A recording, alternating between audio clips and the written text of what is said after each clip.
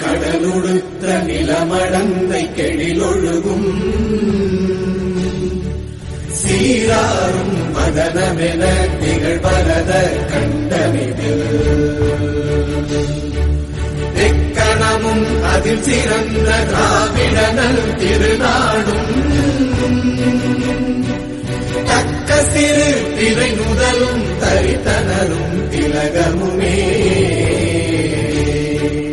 அத்திலக வாசனை போல் அனைத்துலகும் இன்பமுற எத்திசையும் புகழ் மணக்க இருந்த பெரும் தமிழனங்கே தமிழனங்கே உன் சீரிழமை திறம் வியந்து செயல் மறந்து வாழ்த்துதுமே வாழ்த்துதுமே வாழ்த்துதுமே.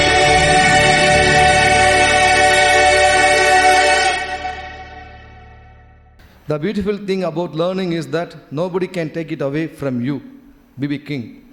With this quote I am starting. My dear friends, it is indeed a great honor and privilege to welcome you all to this one-day seminar organized by Theni Cpe chapter of Sirc of Icai. Today's event is not just a gathering but a confluence of knowledge, experience and professional camaraderie. As we come together, we not only strengthen our understanding but also fortify the bonds that unite us as professionals. At the outset, I would like to extend very special welcome to our esteemed speakers, Dr. Abhishek MURALI, who has graciously traveled and all the way from Chennai to be with us today. We are deeply honored by your presence, sir. Welcome. Your expertise and insights, especially on the topic of tax audit and strategic approaches to handling faceless assessments, are something we all eagerly look forward to. Thank you for accepting our invitation and for your unwavering commitment to enriching our professional knowledge. Thank you, sir. I also extend a warm welcome to C.A. Shenbamurthy sir, our speaker from Sivakasi, known for his creativity and his willingness to help. C.A. Shenbamurthy sir has always been a pillar of support for our chapter. His session on GST, recent updates, litigation and practical challenges promises to be both enlightening and practical, and we are fortunate to have him share his knowledge with us today. Thank you for coming, sir.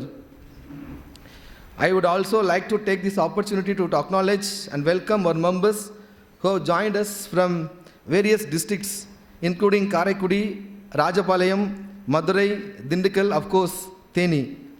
Your dedication to contribute, your continuous learning and your commitment to our profession is truly inspiring. Whether you are attending in person or virtually, your participation is what makes this seminar meaningful and successful. Coming together is a beginning. Keeping together is a progress. Working together is a success. Henry Ford. As we embark on today's journey of learning, I encourage all of you to engage actively, ask questions, and share your insights.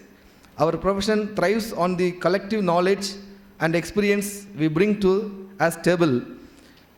And this seminar is an excellent platform for us to grow together. Let me share a few lines that resonate with the spirit of today's gathering. Knowledge is the seed. Knowledge is the seed, learning is the soil. Knowledge is the seed, learning is the soil. Through sharing our growth, we make our toil worthwhile. With each lesson learned, we rise and stand tall. With each lesson learned, we rise and stand tall. Together we grow for the benefit of all. For those attending in person, I am pleased to inform you that a high tea will be served at 5 p.m., followed by a delightful dinner in the night. I encourage you all to take this opportunity to network and enjoy these moments of the fellowship. In conclusion, I want to express my heartfelt thanks to the organizing team, including Deputy Convener C.A. Venkateshwaran sir and C.A. Ramji for their hard work and dedication in making this event possible. I welcome all the members from Bodhi and Theni also, Srinivasan sir from Coimbatore, and Jansi madam, Bala sir, Kumresan sir, Kesavan sir, Balamurugan sir, especially our past chairman Radhakrishnan sir who is coming over here, and Pastor Sivagasi Greece are also is here, and all the great speaker who is always delivering address in CA Club India and all, CA Lakshmanan sir is here. So welcome all for this August gathering. Education is the most powerful weapon which you can use to change the world. That's what Nelson Mandela's word. With this quote, with great pleasure and anticipation, I hereby declare this seminar open. Let's make the most of this day by learning, sharing and growing together. Thank you, my dear friends. Thank you.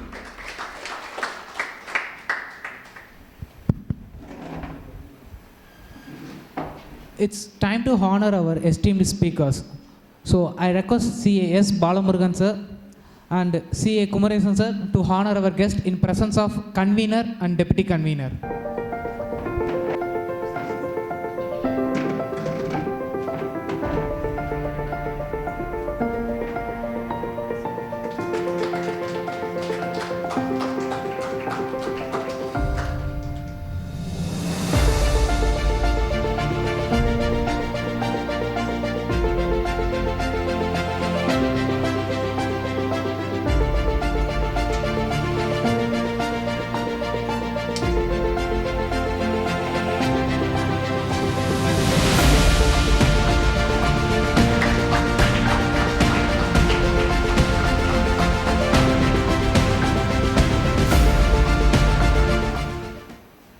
CA ABHISHEK MURALI to deliver his special address for our session. Very warm good afternoon to one and all present here. The dynamic convener, CA Jagdish, the very able, supporting, also equally dynamic deputy convener, CA Venkateshwaran sir, the management committee team, various galaxy of senior members who have traveled such long distances and short distances to be here. My fellow speaker and someone I am a fan of, C.A. Shanbagamurthy sir, and all the other delegates present here today. It's a privilege and honor for me to be here at the Theni chapter of the CA Institute. You're doing phenomenal work, and not only that, the hospitality given is really so special, I must say. Jagdish sir has been in touch with me for the last few days, checking which is the best way. He personally has been taking so much efforts. So I feel more comfortable than I am with my wife actually. So lighter note aside, it's a very beautiful place to come to. And though I have come to Theni before, I have never had the chance to enjoy it. So I have been having the opportunity to discover more places to visit. So definitely, as I said, I look forward to coming here once again. And the topic, today's choice, is beautiful topics, both sessions, and I'm sure it will have immense relevance to all. So I definitely welcome all of you to attend regularly for the great efforts the team are taking. And from my side, any point of view at any point of time, if I can be of support, whether personally or directly through my mobile number or email, or you want to speak to me, I'll love to do that. So thank you very much, and we want to see Theni chapter become one of the most successful chapters of the CA Institute. So thank you very much, and I hope you enjoy the sessions today. Thank you. Thank you, Speaker. I request CA Senbagamurthy sir to deliver his special address. So good afternoon to one and all, and warm greetings to all. First of all, I thank Theni Cpe Study Circle under the leadership of Vibrant Jagdish and co-convener and other members. The short time the center promising programs getting more popularity. All the team coordination with the Jagdish. I congratulate Jagdish and his team for the successful efforts. Professional there is a gap. Members interaction. We are keeping on spending hours seeing the files and all. But knowledge only we do exchange of ideas, lot of interactions, or open free mind discuss and I feel this Theni Cpe circle is giving a lot of opportunity for such a environment create definitely I know Mr. Jagdish right from the beginning his career our short span grow அதே மாதிரி இந்த CP Study Circle will emerge as one of the very prominent branch of the ICI one of the sparkling branches தமிழ்நாட்டில் south இந்தியாவில் ஒரு prominent branches வரக்கான வாய்ப்புகள் அதிகமாக இருக்குது. And my convey my best wishes and அட்வான்ஸாக விஷஸ் கொடுத்துக்கிறேன். கண்டிப்பாக வர்றதுக்கு வாய்ப்பு இருக்கு. ஏன்னா கம்பேர்ட் டு அதர் பிரான்ச்சஸ் அந்த உங்கள் சிபி ஸ்டடி சர்க்கிள் வந்து யூ டேக் தி என்விரான்மெண்ட். இப்போ நீங்கள் ஒரு சிபி ஸ்டடி சர்க்கிள் நடத்துறீங்கன்னா, இப்போ சென்னையில் நடத்துகிறாங்கன்னா when we go to Chennai, of course we will get some knowledge sharing, but the environment வந்து totally different இருக்கும். இப்போ Theni is an environment where we can see nature. இங்கே வந்து போகிறக்கே நம்ம லைக் பண்ணுவாங்க. So once you give a good இந்த மாதிரி ஒரு என்விரான்மெண்ட்டில் மீட்டிங்ஸ் ரெகுலராக நடத்துகிறீங்க, நிறைய இன்ட்ராக்டிவ் செஷன் நடத்துனாங்கன்னா we are going to get a lot of participation. So in that way your study circle has got a prominent future and a vibrant chairperson to lead the circle definitely will grow at a fast.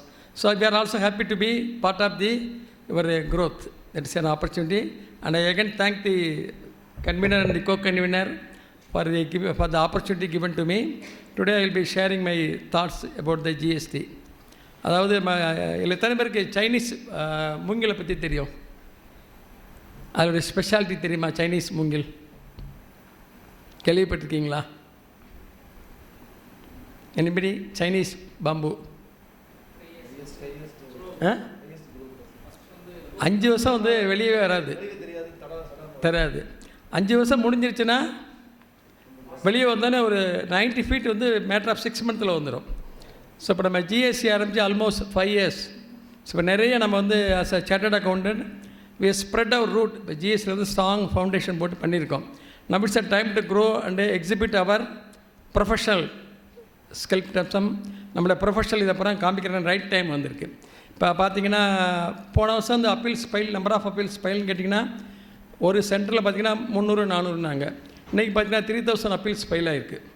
So the phenomenal litigation is growing. GST litigation கண்ணாபண்ணா notice வருது. So there's a very demanding profession for the GST.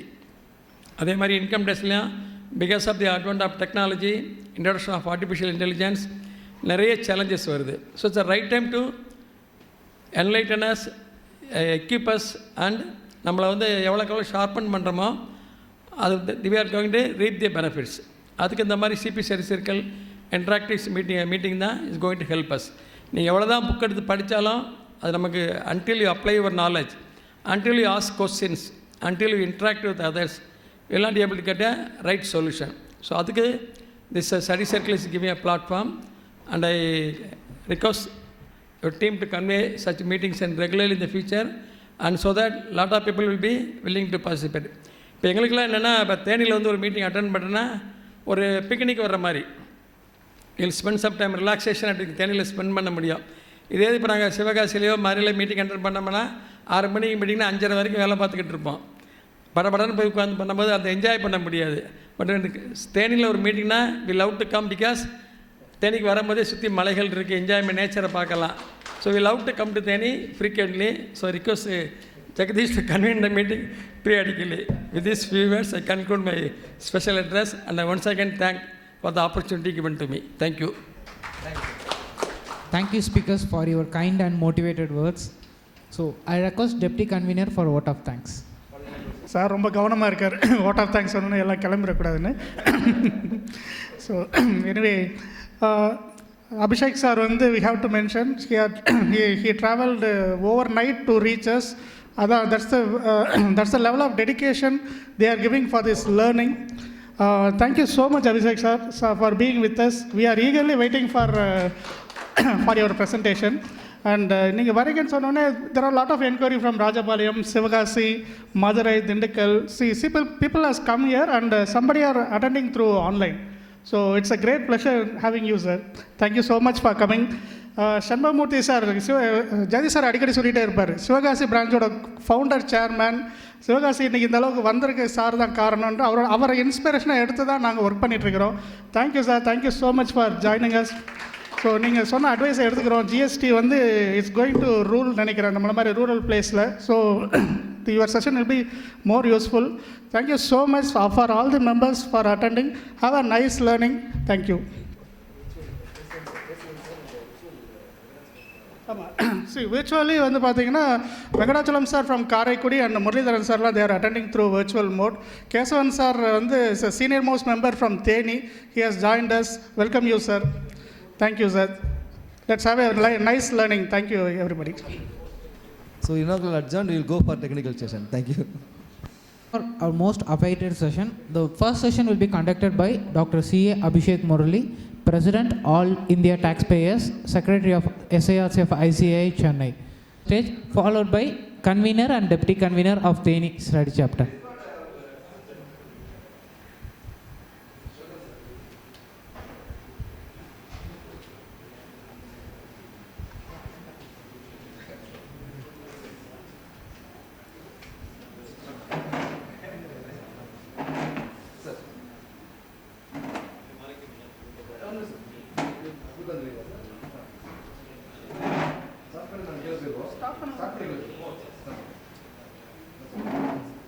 வணக்கம். Abhishek Murali sir, Dr. C.A. Abhishek Murali sir, member of ICAI, is a first rank holder of SIMA and a past secretary of SARC ICAI 2020 to 21 period. He is a regional council member for the period of 2016 to 2022. He was a president of All India Taxpayers Association. He is an expert of international taxation, direct taxes, appeals, indirect taxation, mergers and acquisitions. He was a speaker of more than 5,000 seminars and a holder of many awards like Abraham Lincoln Excellent Award from International Peace Council, USA, for his excellence in tax sector. He held a position in many committees of ICAI like Professional Development Committee, Research Committee, Corporate Law and Corporate Governance Committee. He is the author of many books like Taxation in Capital Gains, Investor Awareness References. He held a position in another organizations like Hindustan Chamber of Commerce, visiting faculty. He is a visiting faculty in Madras University. He is a member in Gymkhana Club and Madras Cricket Club, and I must say in all clubs in Chennai. இவருடைய biodata பார்த்தீங்கன்னா 8 பேஜுக்கு போகுது. I welcome my hearty welcome to you, sir, Theni. So I request speaker to start this session. Thank you. Chairman C.A. Lakshmana sir to give his special address. Convener Mr. Jagdish, learned speakers and my dear friends. I am a chairman here by chance. That's what I told the speaker, that I was caught unawares. But the topic is very interesting. Those who are following my articles in Tax Guru will come to know. In fact, one of my close friend from Majira College, who has worked in central government and now settled in Madurai, told, Lakshmana, ரொம்ப ஸ்ட்ராங்காக எழுதுகிற, உன்னோட அசஸ்ஸி உன்னோட clients எல்லாம் சிரமப்படுவாங்க, இவ்வளவு ஸ்ட்ராங்காலாம் எழுதாத அப்படின்னு சொன்னார் என்கிட்ட. So I have been very much critical about this NFAC. In fact, I have presented a paper in the last MBSR seminar in Munnar titled Critical Analysis of Orders Passed by NFAC, because many of the orders are passed with huge demands. In fact, the demands are more than the income assessed, coupled with the tax under section 115 BBE, interest and then penalty. The income is 50 lakhs, but the demand is 90 lakhs. This is a reality. I am not joking. This has happened to some of us, and we are finding it very difficult. It seems nobody is looking after how the assessments are passed. What is the fate of the assessments? Many of the assessments have been cancelled by high courts by writs, and many are cancelled in ITAT. In spite of it, they have been passing orders. அது ரூபாயின்னு தெரியல, அவங்களுக்கு வெறும் நம்பராக தெரியுதுன்னு நினைக்கிறேன். 25 லட்சம், 50 லட்சம், 1.5 கோடி, 1.5 கோடின்னு சொல்லி டிமாண்ட் போடுறாங்க. So our speaker has selected a very good topic. Jagdish, நீங்கள் சேர்மனாக இருக்கும்போதுன்னு சொன்னார். நான் சொன்னேன், நல்லா தூங்குகிற நேரம், நான் கீழே உட்காந்து கொஞ்சம் அரை தூக்கத்தில் இருக்கலாம்னு பார்த்தேன், என்னை மேலே உட்கார வச்சிட்டிங்கன்னு. But I am very happy to be associated with this enlightened audience. Thank you. Thank you, sir. Thank you for your kind words. I request past chairman C.A. Radhakrishnan sir to honor our session chairman.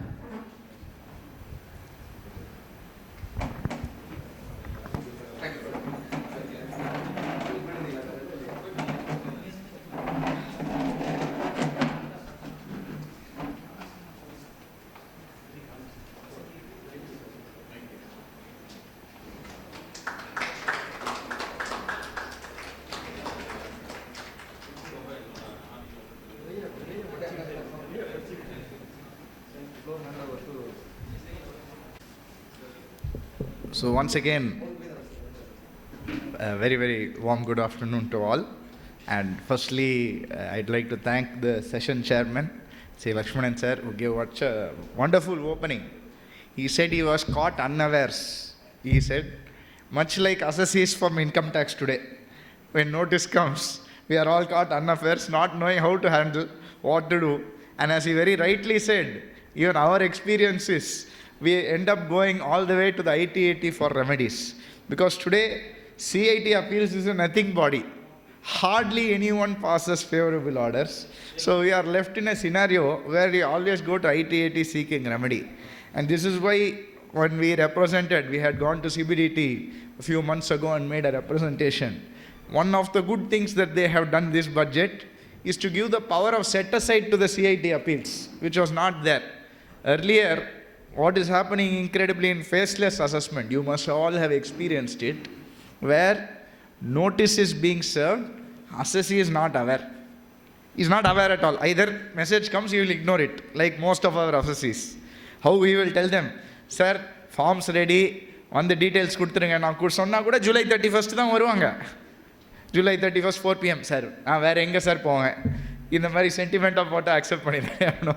So we will end up filing for them. But assessees will ignore it. Order will be passed. When demand recovery comes, the department will come knocking.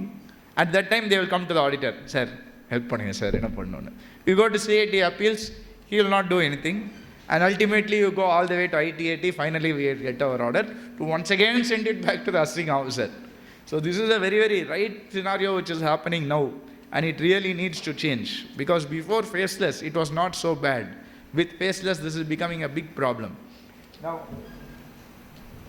of course, let us start off first with the budget. The Honorable Finance Minister presented a budget this year. And how will you rate the budget, sir? On 5 stars, 5 star being, wow, super budget. 1 star being worst budget. How will you rate the budget? Assessee taxpayer perspective, auditor perspective, whatever it may be. 2. Sir says 2. Rendu oru tharam. Anyone else?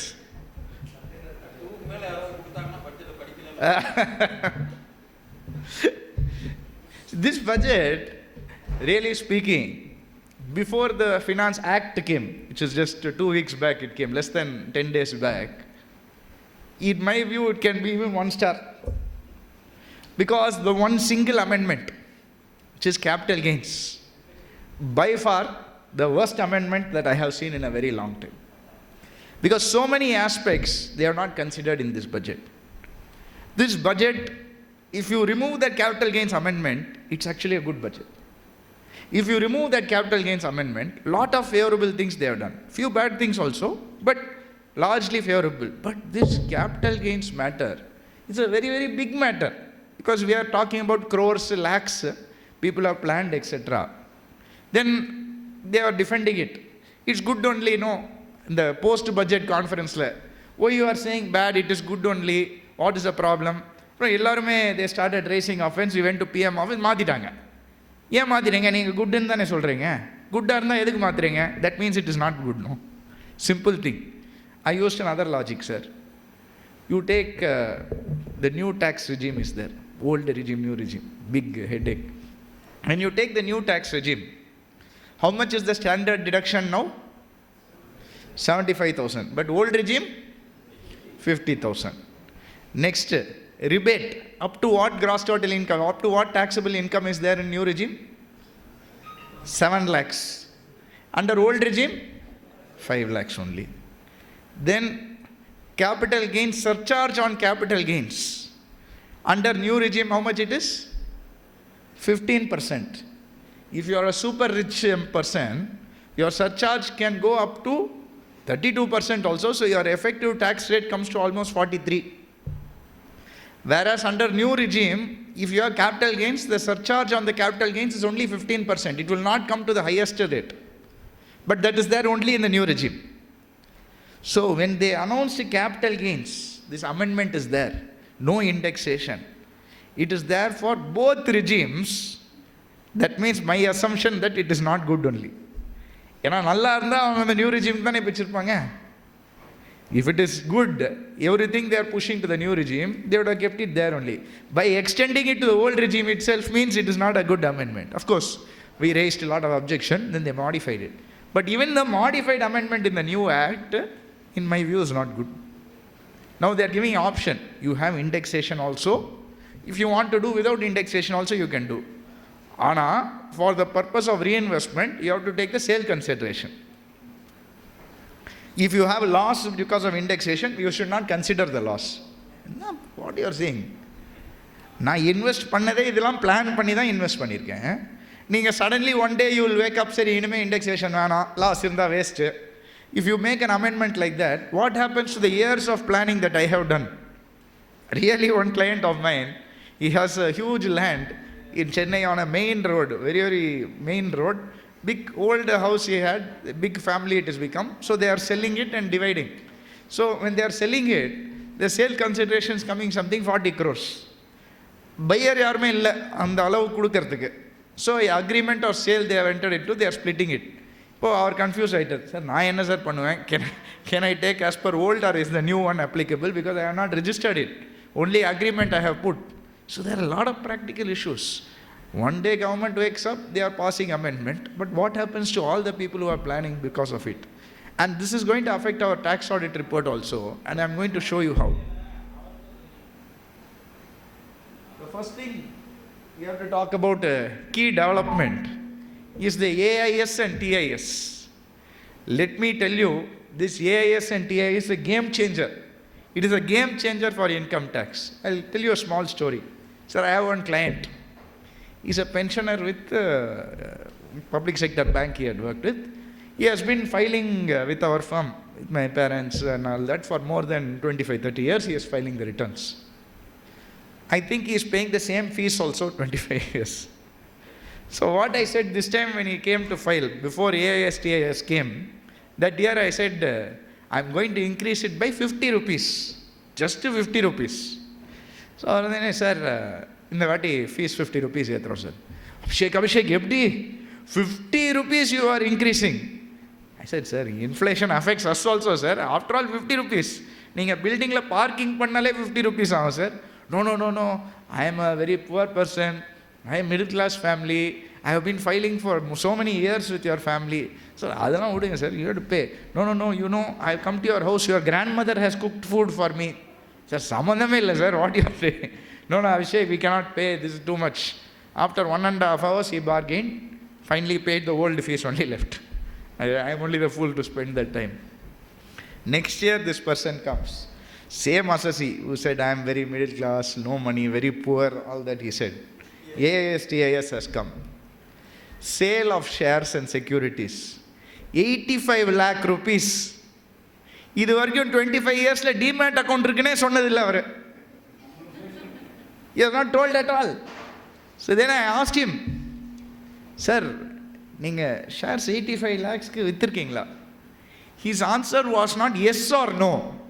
His answer was, sir, how did you find out, sir? How did you find out? இந்த மாதிரி ஹரிஷ் சந்திரா இருக்காங்க நிறைய பேர். I am sure you are all experienced also. I am sure all of you have experienced this. One of my clients, he said he will come always, last week he will come, return filing. We will say, in my office I have told, என்ன இருந்தாலும் you have to ask for bank statement or passbook to find out SB interest. Even if he is salaried person, I don't care, you ask them, because we have to report correctly. This fellow, he will always say, no, Abhishek, I have checked it, it will be less than 10,000. There's one section called 80 TTA, Abhishek, enak solli tharuvaru. 80 TTA irukku, up to 10,000 you don't have to pay. You put 9,999 and close it. So we will put 9,999, just right. The same answer who said one bank less than 10,000. After AASTAS comes, he has 7 savings bank accounts. Interest, savings bank interest alone 2.6 lakhs. So what has happened is, this AISTAS has been a game changer in terms of bringing out the information. That is why we are seeing tax collections have gone up so much. You have seen in the newspapers. In my opinion, it is the AISTAS which is playing a very key role. Your GST and AISTAS has been a real game changer in bringing out people who have not filed the return of income. I prepared this funny video of what the reaction is. வணக்கம் sir. உள்ள வாங்க. வணக்கம். உங்க பேரு? ஐயம்பேட்டை அருளை நம்பி கலிய பெருமாள் சந்திரன். ஆமா, உங்க பேரை யார் கேட்டாலும் இப்படிதான் ஃபுல்லா சொல்லுவீங்களா? ஆமா. ஸ்போர்ட்ஸ்ல ஏதாவது இன்ட்ரெஸ்ட் உண்டா? படிக்கிற நேரம் போக டைம் கிடைச்சா அப்பாவும் பர்மிஷன் கொடுத்தா அப்பப்போ விளையாடு. பிளாக் பேர்ல பத்தி ஏதாவது தெரியுமா? பிளாக் பேர்ல் இல்ல, நான் ஒயிட் பேர்ல் தான் பார்த்திருக்கேன். நான் சொல்றது உலக புகழ்பெற்ற ஃபுட்பால் பிளேயர் பிளாக் பேர்ல். உலக புகழ்? மன்னிப்பு சார், நான் கேள்விப்பட்டதில்லை.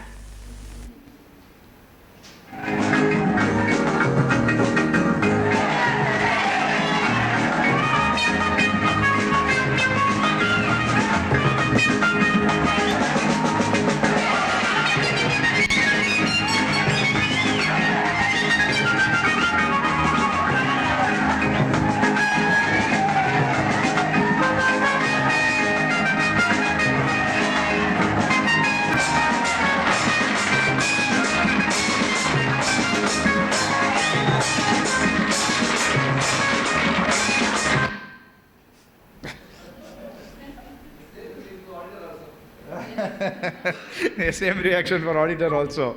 But jokes aside, I think the AISTA has definitely been something which has brought out a lot of information. And that's why more people are filing and more tax is also being paid. I'm sure all of you would have experienced, after a very long time, this year when you are filing, you may have had a lot of tax payable cases. Yes? Earlier, you would have been able to file the return by putting nil return. But this time, you would have all experienced a lot of tax payable cases because AISTS. From that, lot of information has come out, and definitely that's why you are going to see even more higher tax collection this year also. So let us come into the tax audit point of view. Now we are talking about clause by clause and impact of FACELESS, etc. So applicability of tax audit. Now this definition, most of us are aware of it, whether it is applicable or not applicable. But there are some little bit intricate details which we need to understand. If an assessee is engaged in business and his sales is more than rupees 1 crore, even if it's a net loss, he needs to get it tax audited as per the provisions of the Act. Similarly, if your sales is more than 10 crore rupees, then if your cash receipts and payments are less than 5%, you will get subject to tax audit, is what they said. The limit of 1 crore is increased to 10 crores if your total cash receipts and cash payments is less than 5%. But what it is, we'll understand a little bit. Next is the profession. For us professionals, they said that if your gross receipts is more than 50 lakhs, then you have to get tax audited. And they brought one amendment saying it is increased to 75 lakhs if your total gross receipts and gross payments in cash is less than 5% of the total. Then of course we have our presumptive taxation. Now here I want to ask you one question. What is the section for presumptive for professionals? 44 ADA. 44 ADA is the presumptive taxation. It is for specified professionals. Yes? It means people who are specifically provided for in the Act. Not all professionals. Specified professionals. Doctor, architect, accountancy profession, then similarly interior decoration, or film star, film artist, music director, all of these people are prescribed under the Act. So they all fall under this category. Now here we had an interesting practical scenario that faced us. If 44 ADA is not applicable for me, suppose I am not a specified professional, can I opt for 44 AD? 44 ADA not applicable. Can I go for 44 AD? Yes? Professional cannot go. So professional can go for 44 ADA? Cannot go. Why? Only business people. Sir has given the right answer. I'll tell you why. One of my clients, he's a HR consultant. HR consultant. It's a very, very specific role. All big listed companies, they have certain CEOs, CFOs, etc. He used to go and interview these people on behalf of the company. So company will pay him a consulting fee. On behalf of the company, he will go and negotiate. So he will sit in the interview room and he'll interview them. And he'll negotiate the pay package with them because he's an expert in that. He's an internationally renowned, such a very leading person. So he used to do that. Now the question came to us, is he a specified professional or not? He's a HR consultant who is doing what I told you. Is he a specified professional? First of all, is he a professional? Yes. Sir says yes. Any other differing views? HR professional na solren, but does it make him a professional? No. Sir says no. Services, but it's not professional. Now here there's a gap actually. I'll tell you why. In my view, he is a professional. I agree with sir. But he is not a specified professional. Because specified professional means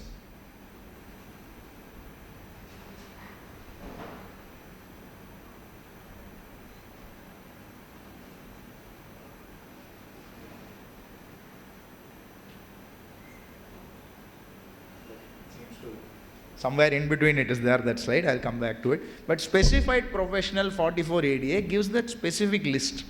So we went through that list. If they are HR professional, edutittu vara mudiyuma in the list. We wanted to do it because it is easy to finish it. There was one option called any person in technical consulting. Anyone who is doing technical consultancy can also be a HR, can also be a specified professional. So we thought, okay, this is technical only, what he's doing, negotiating and all is a very technical area, no? So does that make him a technical expert? But there is a view that even a carpenter can be technical. Chair kattnuna kuda technical adane pannanom. Plumbing vandu seri pannuna adu or technical knowledge thane. So that's they also become a specified professional. So chartered accountant, doctor, lawyer, plumber, carpenter, all of us are specified professionals. So technical consulting does not mean that. There is a view that technical consulting means like how we have standards on auditing. Doctors have certain medical code of conduct. Advocates have bar council rules that have to be followed.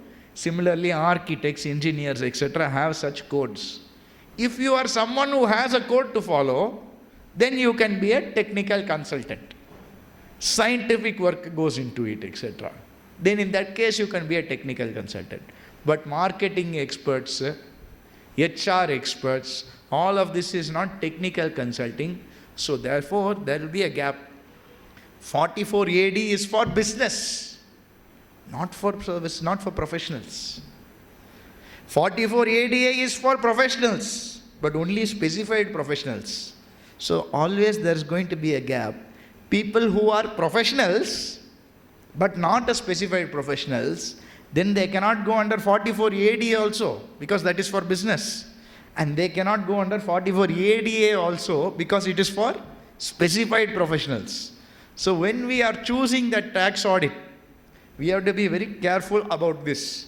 Because if you put the description and the nature of professional, department will come and say you are not eligible for 44 ADA. They will come and say you are not eligible for 44 AD. You should have maintained books and got it properly audited. So this is a very, very nuanced view that many people miss out, or many people miss out. You are not eligible for it if you fall in that in-between category. Whether government have deliberately done it or definition is like that, I don't know. Why they had to specify saying only these professionals are entitled to it? But that itself, I find 50% very, very high. What is your view, sir? 44 ADA? That is mismatch. They have not envisaged that there will be more professions than they have mentioned in the Act. That is also true. But I ask whether 50%, 8% is there for businesses or 6% if banking channels. Why 50% for professionals? They're assuming I'm making 50%. We also have to pay rent, no? Maybe if I have my office in my own house building, then okay. But normal person, he will have to take rent, he has to pay salary, he'll have electricity cost. These are all normal expenses he will have to incur. So I thought that itself, having a 50% as a gross net, assuming on gross receipts 50% is the profit, I felt is little steep. So we have made representations, but it has not come down so long. But it is what it is. So if you are a chartered accountant, etc., you will be eligible for this. Now that brings me to the next question. Suppose I have really, my net profit is 30%. Chartered accountant, my net profit is 30%. Should I be subject to tax audit? If I am a specified professional who has a profit lower than that 50%, should I be subject to tax audit? Yes? Yes. If you read the provisions of the Act, if you are offering an income that is lower than 50% or lower than the specified limit, then you have to be subject to tax audit. My total income is 10 rupees. My profit is 3 rupees. I have to get tax audited. I have to get tax audited. But if my total income is 10 rupees and I have a loss of 1 rupee, I don't need to get tax audited.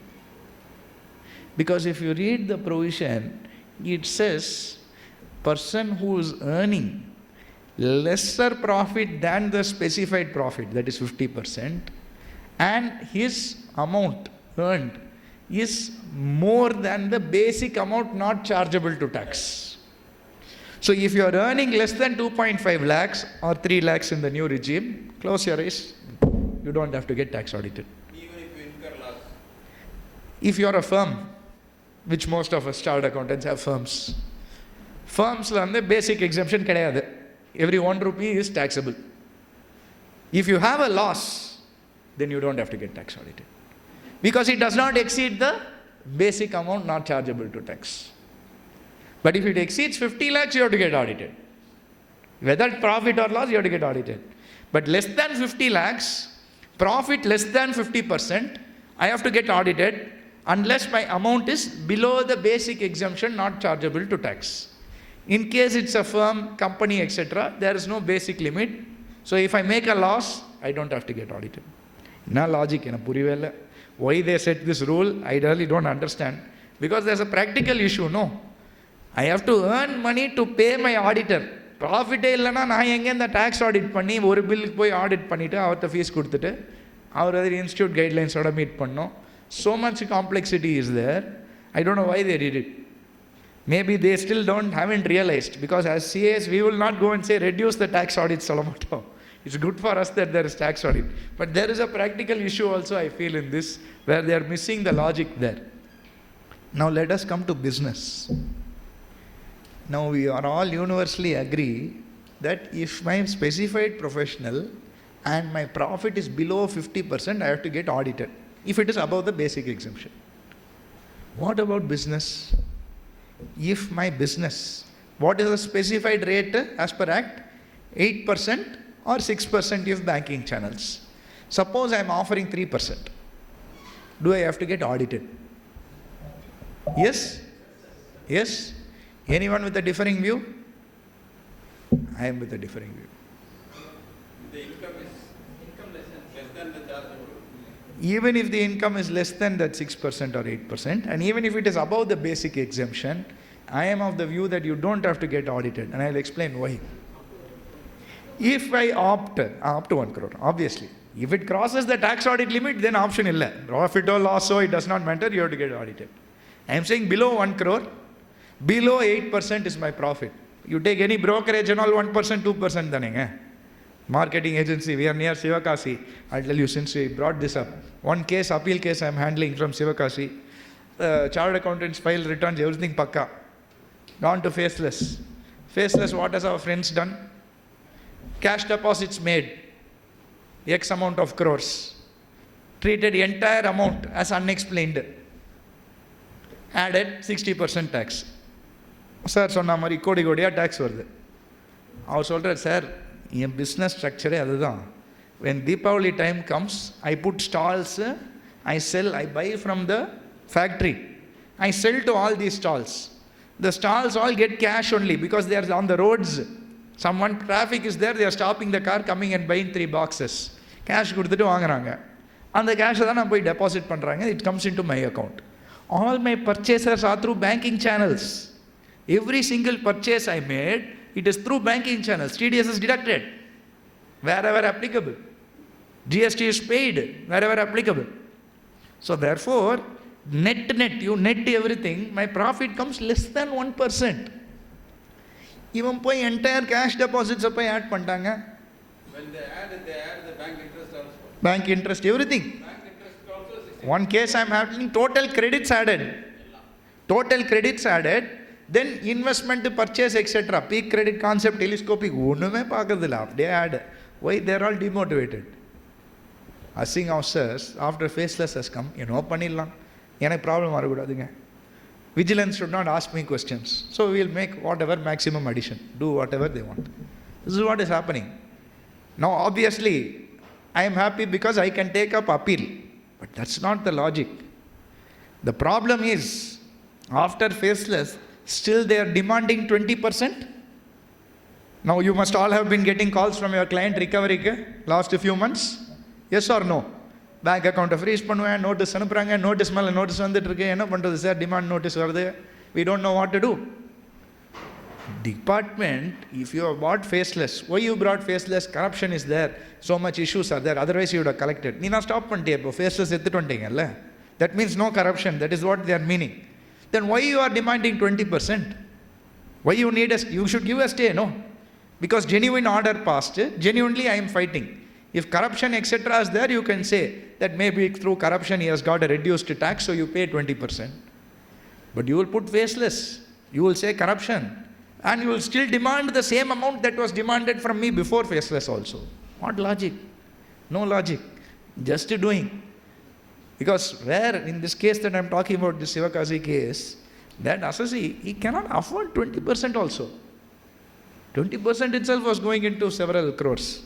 He's saying, sir, where will I go? My margin is 1%, less than 1%, sir. I am bleeding. How will I pay? I cannot pay it. So there's a practical aspect which is missed out. So anyway, coming back to our example, this same assessee, his profit margin is 1%.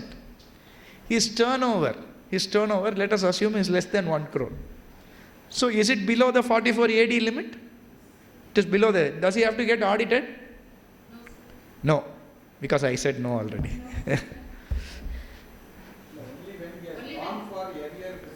Yes, sir is absolutely right. This is where the misconception comes.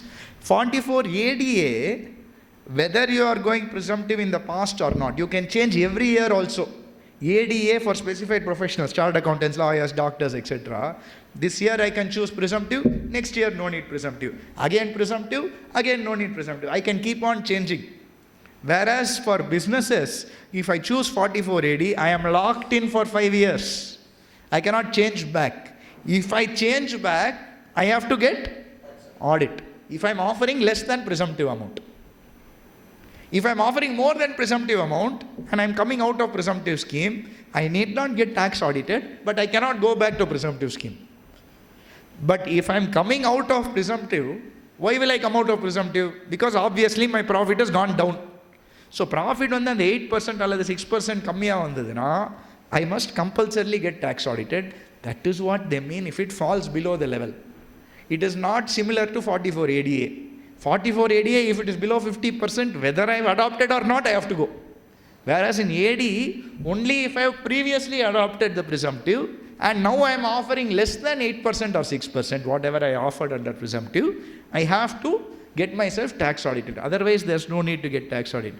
Otherwise, every commission agent, every broker across the country, anyone who's earning some profit also will come under tax audit. அவ்வளோ ஆடிட்ஸ்லாம் வருது இல்லையா நம்மளுக்கு 60 audits limit போட்டாங்கன்னா how is it going to come? Not possible at all. So it is not practically required. There's a misconception here. In fact, I think Winman also till few years back used to flag off the error. I don't know if it is still flagging off. It is less than the specified level. Why don't you file a tax audit report? Warning will come. Then we'll put the X and proceed. Compute tax allows. Compute tax even allows. Without tax audit, even below the limit, it allows. No, I think Winman also allows, but it will keep on showing error. You have to delete that error each time and you have to proceed. Warning, no, danger. You are going to do without tax audit. That's the thing. Yes, absolutely. Sir is right. So that's what it is. You mean 44 ADA? No, brokerage does not come. ADA does not come under it. ADA only specified list. That specified list, actually in my view, again I will talk about Winman software. In Winman software, if you see that list of specified professionals, it has more than the act actually. Computer tax also? I don't know where they got that list. That's what Jagdish sir was asking me for the PPT. I said 2 minutes sir, na session minnadi anupuren. Searching area, engendra the list edutanga. How they got so many names? Because income tax, ITPs, income tax practitioners also specified professional. என்னடா இவ்வளோ கஷ்டப்பட்டு நான் pass பண்ணிட்டேன் நானும் அவரும் ஒன்றுன்னு சொல்கிறாங்க. Funnily, I am reminded one story. In Chennai, I booked a Ola one day. My father had taken it. So I booked a Ola. Ola வந்து as usual எங்கேயோ போயிட்டு இதை வரேன்னு சொல்லியிருந்தான். So I said, okay, I'll just walk down the road. So I was walking down the road. There's one stationery shop where Xerox and all they take. They put that cardboard outside, put the rates and all. They would have written by hand on a cardboard. One cutout is there. They will put hanging outside the shop what the rates. So they had put, if you want to take Xerox back to back, 1 rupees. If you want to take each side paper, 2 rupees. If you want a PAN card, 50 rupees. If you want to file the return of income, 100 rupees. அது என்னடா நானும் அவரும் ஒரே work பண்ணிகிட்டு இருக்கோம். நான் கஷ்டப்பட்டு article ship பண்ணி அவ்வளோ அட்டெம்ப்ட் எழுதி எக்ஸாமை பாஸ் பண்ணி ஸ்பென்சர் பிளாஸாவில் ஆஃபீஸ் போட்டால் இவளும் அவரும் நானும் ஒரே ஒர்க் தான் பண்ணுறோம். Okay, let us go see. They advertise also. GST income tax return file பண்ணி தரப்படும் போட்டு numbers advertisements are coming. Absolutely. In fact, I raised it in my last election manifesto also. I had shared it where I said it's no longer a level playing field. I'll just finish the story before I come there. So I went inside the shop. So I told them, sir, income tax return file பண்ணணும் sir, பண்ணி தரீங்களா? பண்ணி தரோம் sir. சரி, எவ்வளோ? 100 rupees. என்ன வேணும் sir? Form 16 கொடுங்க. சார், நான் பிஸ்னஸ் பர்சன் சார், எனக்கு ஃபார்ம் 16 கிடையாது. அதெல்லாம் கிடையாது, நீங்கள் ஃபார்ம் 16 கொடுங்க, ஃபைல் பண்ணி கொடுக்குறோம். பேங்கர்ஸ் ஆல்சோ ஃபார்ம் 16 கொடுங்க, ஃபைல் பண்ணி தரோம். இல்லைனா பண்ண முடியாது, போங்க. ஓகே சார், நான் ஃபார்ம் 16 எடுத்துகிட்டு வரேன். உங்களுக்கு வேல்யூ ஆடட் சர்வீசஸில் இன்ட்ரெஸ்ட் இருக்கா? Sir, what value added services sir? உங்களுக்கு என்ன டிடிஎஸ் பிடிச்சிருக்காங்களோ நம்ம 100% ரீஃபண்டாக வாங்கி கொடுத்துருவோம். ஓ, 100% ரீஃபண்ட் எப்படி சார்? வேணுமா இல்லையான்னு சொல்லுங்கள். ஓகே சார், எவ்வளோ சார்? அடிஷ்னல் 300 rupees கொடுக்கணும் நீங்கள். So what they will do, and this happen, I did my articleship in PwC, and very funnily in PwC also, it's a building with around 400 chartered accountants, sir. In one building, 400 CS. You know who used to file the return of income for most of these CS? One office boy. Office boy used to file the return. For 50 rupees, he used to file the return. So my senior told me, Abhishek, you go to him, you file the return with him. I said, why? He'll give you full refund to go. I said, okay, I went to him. Sir, file பண்ணுவீங்களா? File பண்ணி கொடுக்குறோம். எவ்வளோ sir? Value added services போட்டு file பண்ணி கொடுத்துட்றேன் உங்களுக்கு. என்ன sir value added services? நான் ஹெச்ஆர்ஏ வந்து போட்டு ரெண்டல் அக்ரிமெண்ட் நானே பார்த்து உங்களுக்கு பண்ணி கொடுத்துட்றேன். You will get a full refund. I called I was article, I called my father. I said, இந்த மாதிரி பண்ணி தரான், shall I file with him? My father said, வாய் மூட்டு, don't do with him and I'll come out now. So they do that. In fact, the principal chief commissioner, having a conversation with him, he said apparently one assessee earned 4 crore rupees rental income and did not file the return of income. 4 crore rupees rental income, did not file the return. No GST, no return, nothing. So what income tax did is they went to meet him. They did a survey, they wanted to see, they went. So it was like this highway. 6-lane road. They are going, suddenly it became 4-lane road. After some time they are going, it became a 2-lane road. Poranga, suddenly it is going to the left to one narrow single-lane road is there. Poranga, suddenly mud road. You interior of mud road la poranga, they are entering the slums. They are entering slums. Slums la poite, car is not able to go beyond a point. They are getting down. They are searching. Vigneshwaran irkara. Who is Vigneshwaran? Vigneshwaran inga. Address inga irukku. PAN number we have. Where is he? Inga ponga, anga ponga. And so finally, they found the house. One person is sleeping outside on the floor of the house. Or cross pani, they go inside. Sir, Vigneshwaran irukangla. Irukanga sir enga? Anga dhaan sir vella irukkaru. That person on the floor only Vigneshwaran. So they are going and asking him, excuse me sir, why you have not offered 4 crores for tax? Yenpa, 4 crores in the inge. So they get somebody's PAN card, create a PAN card for someone who is a very poor person or something, use that PAN card, create a fake rental agreement, then claim HRA for all the employees, putting that person as the PAN card. The only PAN card available with him. Only PAN card available. So everyone, around 300 employees, all of them paying rent to the same person.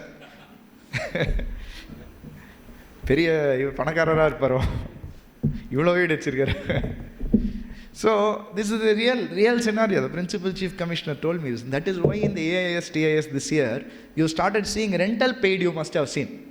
Rent received. Now the employer is reporting. When the employee is claiming HRA, they are reporting who it is paid to. And using that angle, they are capturing people. And that also I experienced. One client came to file the return. I asked, sir, whether you have any rental income. Adala illa sir, I don't have any. Houses edavadhu irukka? No houses sir, nothing. So then we got the TIS for the HCL Technologies, so much rupees paid to him. And I asked, sir, you have any tenant who is with the HCL? Yes sir, why? Yes sir, you have any house? You said no. No sir, I have a land sir. Oh, only land? On that land one building is there. So somehow that people just to be very, very dishonest, and because of this, a lot of information has come out, truthfully speaking. So because of this tax audit limits also are getting affected in the process, and naturally, this is certain positive aspects of the tax audit we must keep in mind, that it is not required for all, but you have to be careful on those limits, etc. Now, we saw that 5% cash receipts, cash payments like that I told you. Now I have a question. If a proprietor or partner introduce capital through cash, will it be included for this 5%? Yes? Anyone saying no?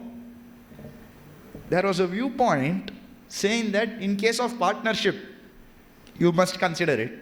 If it's a proprietor, it's the same person, you should not consider it. I disagree with this view. Because gross receipts or gross payments means any payment or any receipt. If he has cash in hand, then it is different. But where he will have cash in hand? Partnership capital, I introduce proprietorship capital. How will I have cash in hand in books? Then everyone will keep on introducing, no? Saying cash in hand, cash in hand. Cash. So my view is, it should not be considered. It should be considered.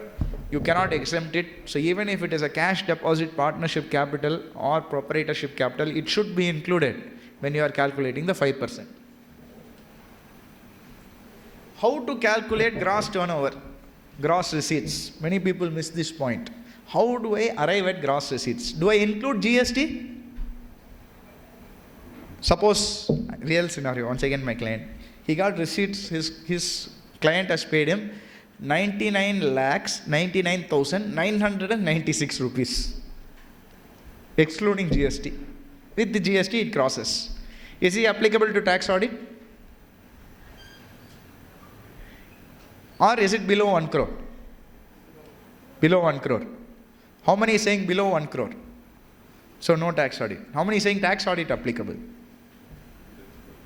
So here, for income tax purposes, under Companies Act, they say your sales should include GST. In Companies Act, they will say sales should include GST. But for income tax, they always show GST separately, exclude your GST. So therefore, for the purposes of calculating your gross turnover, you need not include GST. You need not include GST. You can ignore GST for the purposes of the gross turnover.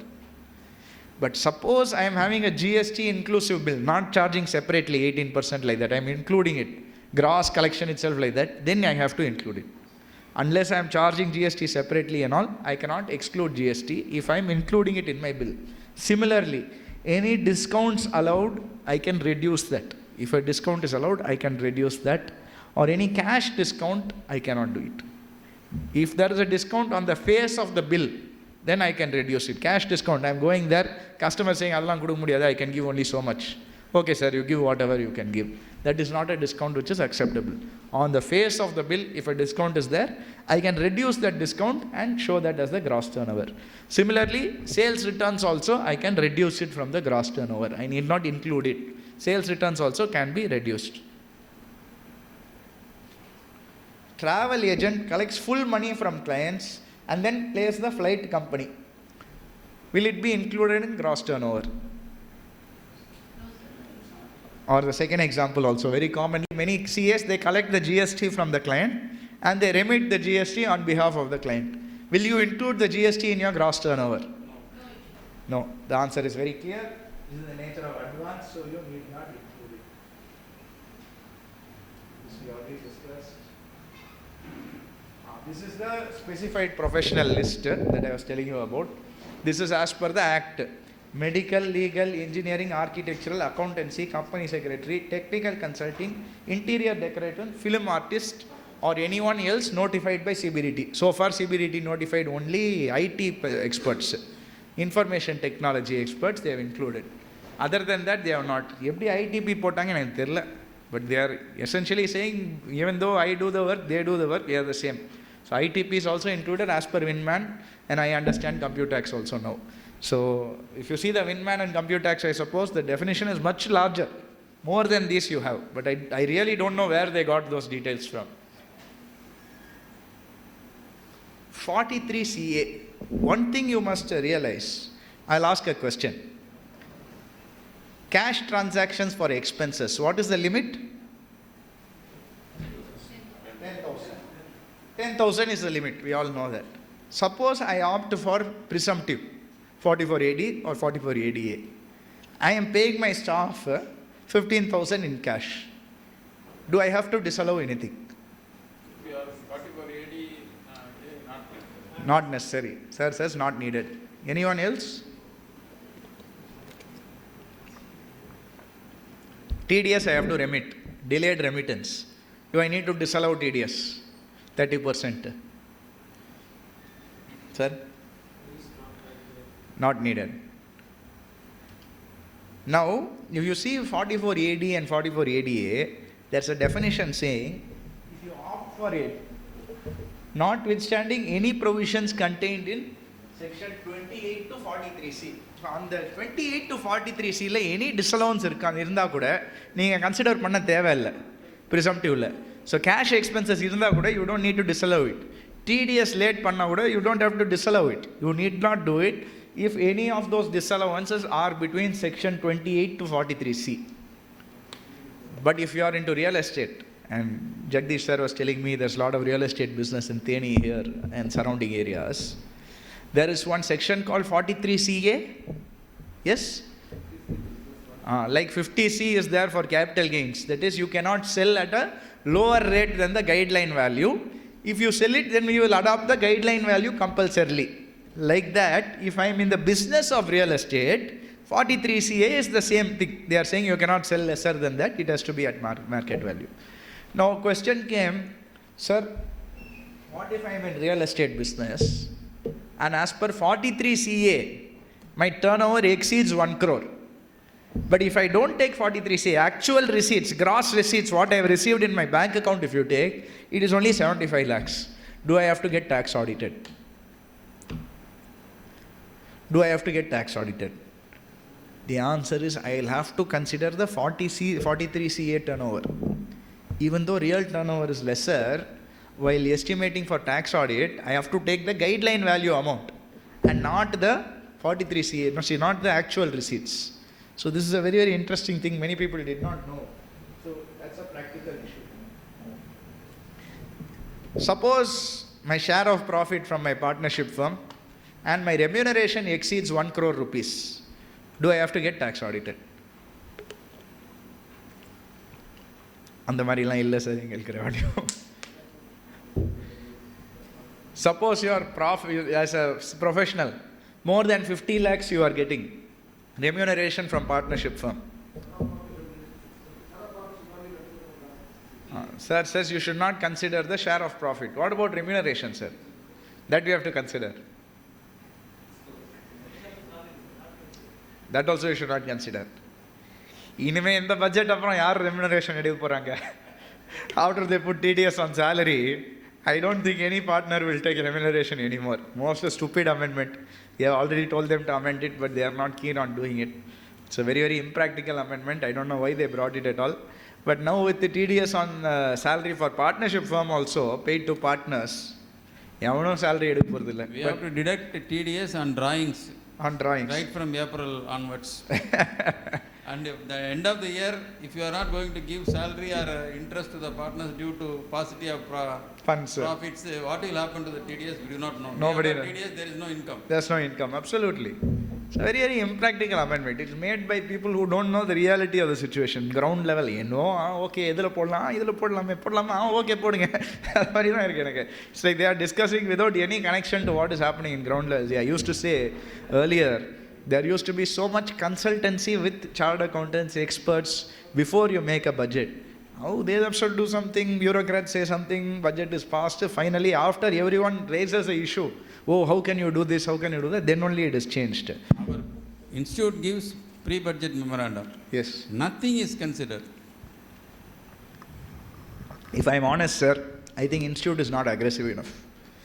I'll tell you some simple thing. 31st July, how much pressure you all would have felt? Yes? Especially this year? Because you have to do 2 computations, new regime, old regime. Every single assessee. Till last year, old regime was easily the best. This year, when you are filing onwards, new is better in many cases, yes? You would have all experienced that. That means for every assessee, we have to do 2 computations. Because old can also be better, new can also be better. That means more time, no, double the time.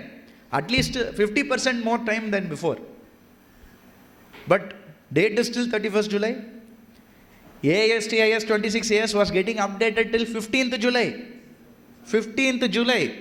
Some of my clients, 17th July, it has changed. So, essentially 13 days to file the return. I always said, even as secretary, I said, let us make a representation to the MCA, let us make a representation to the finance ministry to extend the date. The view of the ICAI is that it is the individual's returns. It is not our returns. It is the individual return. Tax audit date we will represent because audit is relating to us. But individuals does not relate to us. Logic edavadhu irukka? Or edathila we are saying substance, not the form. Correct? You have to see substance over form. But reality, who is filing the returns? If we don't file the returns, that assessee coming and shouting at us. He is saying, I will not pay the fees, I will not do that. But who is protecting the interests of the chartered accountants? You see, institute has to do it. That's why I said, institute is not aggressive enough. I feel sometimes there is pressure, definitely, soft pressure may be there. Because Ministry of Corporate Affairs only institute comes under. But there needs to be more initiatives to take the health of the chartered accountants. That 31st July was too pressurizing. Especially now that they are saying after 31st July, you cannot go for the old regime at all. Heavy pressure, no sir. I am ready to pay penalty, 1,000 rupees or 5,000 or whatever it is, I will pay it. Allow me to file in August, sir. File panninga, you don't get the benefit of this regime now. Kai vittu salavechitane. ATC panniyachu, ATD panniyachu. I have already taken interest on housing loan, HRA, LTA, all that I have actually paid out of my pocket. You are telling everything gone. You have to go under new regime, you don't have old. So there is an inherent pressure, no, 31st July kola panni avanu. There is a pressure which is there, which nobody has factored in. Not the institute, not the income tax department, not the finance ministry, which should have been done. But that was definitely lacking, and I think that is one reason why everyone, all the chartered accountants I am speaking to, So much pressure this time. That 31st July, even my office, we are working last 20 days. Every day I was in office till 3 a.m., 4 a.m., going, sleeping for 2-3 hours, once again coming, process starting again. So it was very, very heavy pressure, and all chartered accountants went through that. It's an unfortunate thing that these representations are not being considered, but it is what it is. So share of profit and remuneration need not be included for your gross turnover. It need not be included. You can ignore it. And it need not be included for the gross receipts. Now this is a very, very interesting case. Somebody asked me, sir, I have only share of profit and remuneration. Adila, can I go for 44 ADA? To take a CA. This is actually I'm a very leading CA from Bangalore, very senior person. I was sitting with him and I was having a discussion with him. He got a call from another CA and he advised them. That CA asked, what do I do? He said, whatever remuneration you got, on that you put 44 ADA and you take 50%. Remuneration 100% firm will claim. Adila 50% that you can claim, he said.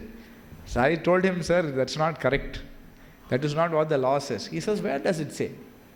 Show me where in the law it says that you should not claim it.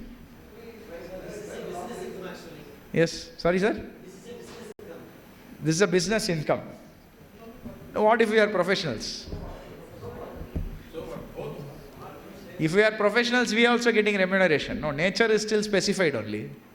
Remuneration for CA service, whatever we are doing. Can we go? Jagdish sir is saying there is no limit. Nothing stops you from doing it. That is right. He is absolutely right. Nothing stops you from doing it. But Manasakshi don't realize. It feels wrong. It feels wrong. So I told him, it goes under the spirit of the law, it goes against it. He said, no, nothing doing. You have to go by the act. Don't go spirit and all. Where is the spirit? It says anything. But then, unfortunately, all of us are in Tamil Nadu. And Tamil Nadu Madras High Court has already decided on this issue. Where the associate was not carrying on any independently business. He was only a partner in a firm. And he wanted to take 44 AD once again on that. They said you cannot take presumptive once again on a share of profit or a remuneration, because that is after considering all the benefits. Our 100% எடுத்துட்டு உங்களுக்கு பே பண்ணுவோம், நீங்க மறுபடியும் அதில் 8% தான் offer பண்ணுவீங்களா? That seems very, very unfair. So they said no, you cannot do it, and Madras High Court is very, very clearly against us. My view, the law is also against it, but if we are very, very aggressive like Jagdish sir, we can definitely claim it and go ahead with it. But he cannot now because jurisdictional High Court is against us here. One more thing, sir. Regarding this practical thing I wanted. Yes. And idea when you select the business code, there Yes. is an option share of income from firm only. Ah. Idea code we don't have that option. So automatically it is pushing us to idea 3 only. So otherwise schedule BP has to be filled. Schedule BP has to be full. Practical. He is absolutely right. He is saying procedurally also, if you go for ITR 4, it does not have. But today, who selects the services? எல்லாருமே others தான் போடுறான் எனக்கு தெரிஞ்சு. So many appeal cases I am handling. Nobody selects what nature of business and all. எல்லாமே others only. So if you put others, you can still go ahead with it. So most people still do that. But you are right. Procedurally also, it stops you from doing it in the software. This is another practical issue. If a business owner has 3 businesses, how will you check the eligibility for tax audit? Should you add the gross receipts of each business and take the aggregate, or you will see separately for each business? All business, that is, you will aggregate it. You will aggregate it, sir? Yes. You will aggregate it. Huh? Proprietor da. We are assuming proprietor only. You have got profession as well as business. Let us assume, okay, one more googly. Professional and business he has. Let us assume this income from profession is 49 lakhs, less than 50 lakhs. His income from business is 99 lakhs, less than 1 crore. Can he go under presumptive, or should he be subject to tax audit?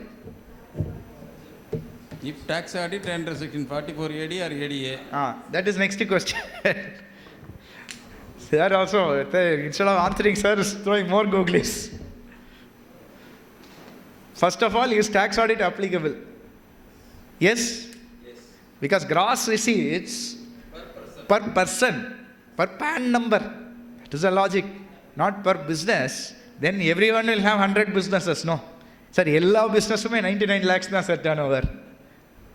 So, in order to avoid that, you take the PAN number as a whole and you aggregate it. The complication comes when I have business and profession also, and both are within the respective limits. The question is asked, can I take 44 ADA for my profession? Can I take 44 AD for my business? Because if you see 44 AD, the limit is not 1 crore, it is 2 crores. Tax audit limit is 1 crore, and 44 AD, the limit becomes 2 crores. Question raised, can I go for presumptive under both? There is actually a divergent view here. One view is, because you aggregate both, it is less than 2 crore rupees, you can take individually and you can go. There is another view that if there is business income and professional income, then you cannot do 44 ADA at all. You must do only 44 AD, you must come under gross receipts, it will become tax audit because more than 1 crore, that is how you should do it. So there is two views over here. My view is, you can take the aggressive stance, which is individually it is less than the respective limits, because overall limit for 44 AD is 2 crores. Since 99 lakhs plus 49 lakhs is less than 2 crore rupees, you can take each business presumptive and you can proceed. There should not be a problem. That is my view. There is a different view also, but both the views are considered to be right. There is no precedent. There is no precedent yet on this. But suppose you add both and it exceeds 2 crores means then compulsory tax audit. Otherwise, let us assume 49 lakhs is my professional income, gross receipts from profession, and my gross receipts from business is 1 crore 99 lakhs, then I am compulsorily tax audit. I cannot take business separate, this separate I cannot do, I become compulsory tax audit. That alone, you cannot escape it. But if it is within 2 crores, add both together, and professional is less than 50 lakhs, then by all means you can go for presumptive for both. So this is just a detailed provisions. I am sharing the PPT, so you can always look through that.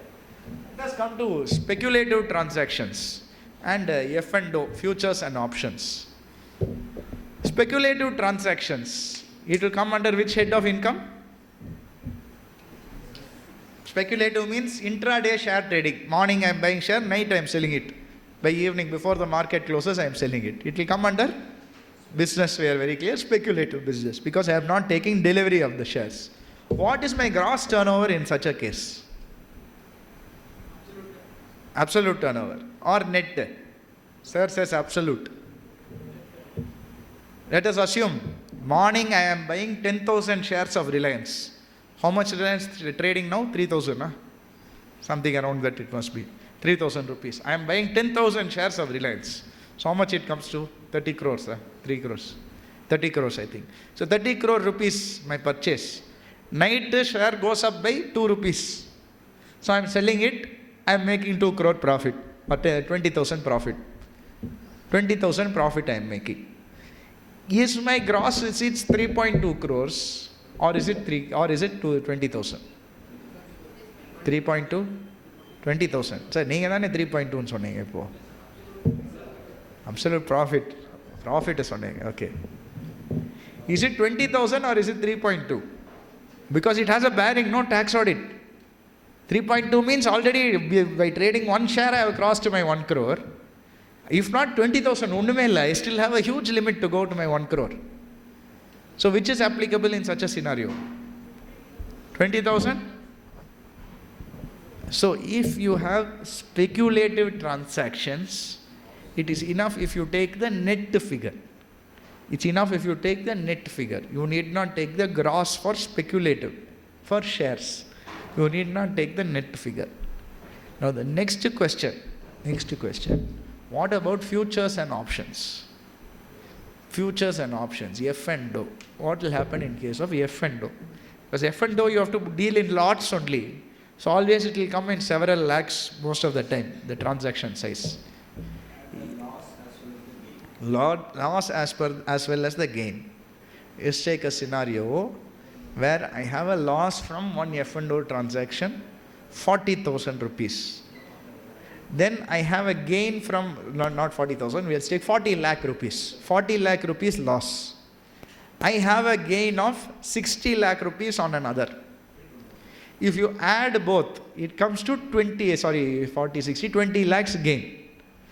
Is it subject to tax audit?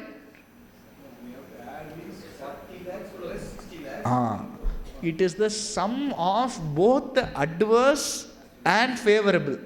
So even if it is a loss, I have to treat it as if it is a profit and add 40 plus 60 and take 1 crore. I will not net it. I will not net it off. So 40 plus 60, 1 crore, then I will take my tax audit limit. That's how it is done when it comes to derivatives. But whereas if I am trading in shares, 10 crore, because all completely bank channels, so you can take it as 10 crore. I am just giving an example. You add one more zero to our example, it will match with the same. Sir, actually we are getting answers from our online viewers also. Oh, you are? Okay. So, CA Muralidharan sir just told that net in each state to be added, ignoring the sign to find the turnover. Yes, that's exactly Same what thing. we did. So Muralidharan sir is perfectly right. I did not even know people were responding there, so it's great. So anyway, that's how you do it when it comes to derivative, when it comes to taking delivery of shares. Give another example. This is one of my clients who I was advising. What he does is, weekly, he transacts twice.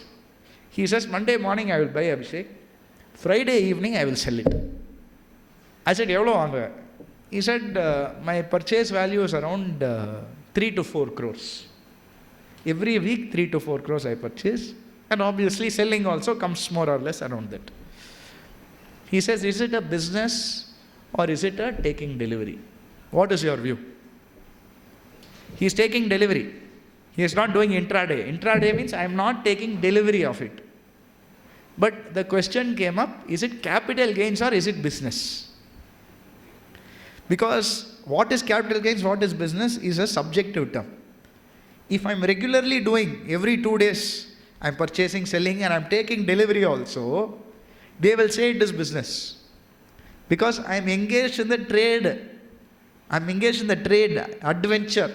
What you see the definition of business. Trade, adventure, activity where you are regularly doing something. Then that is considered to be a business.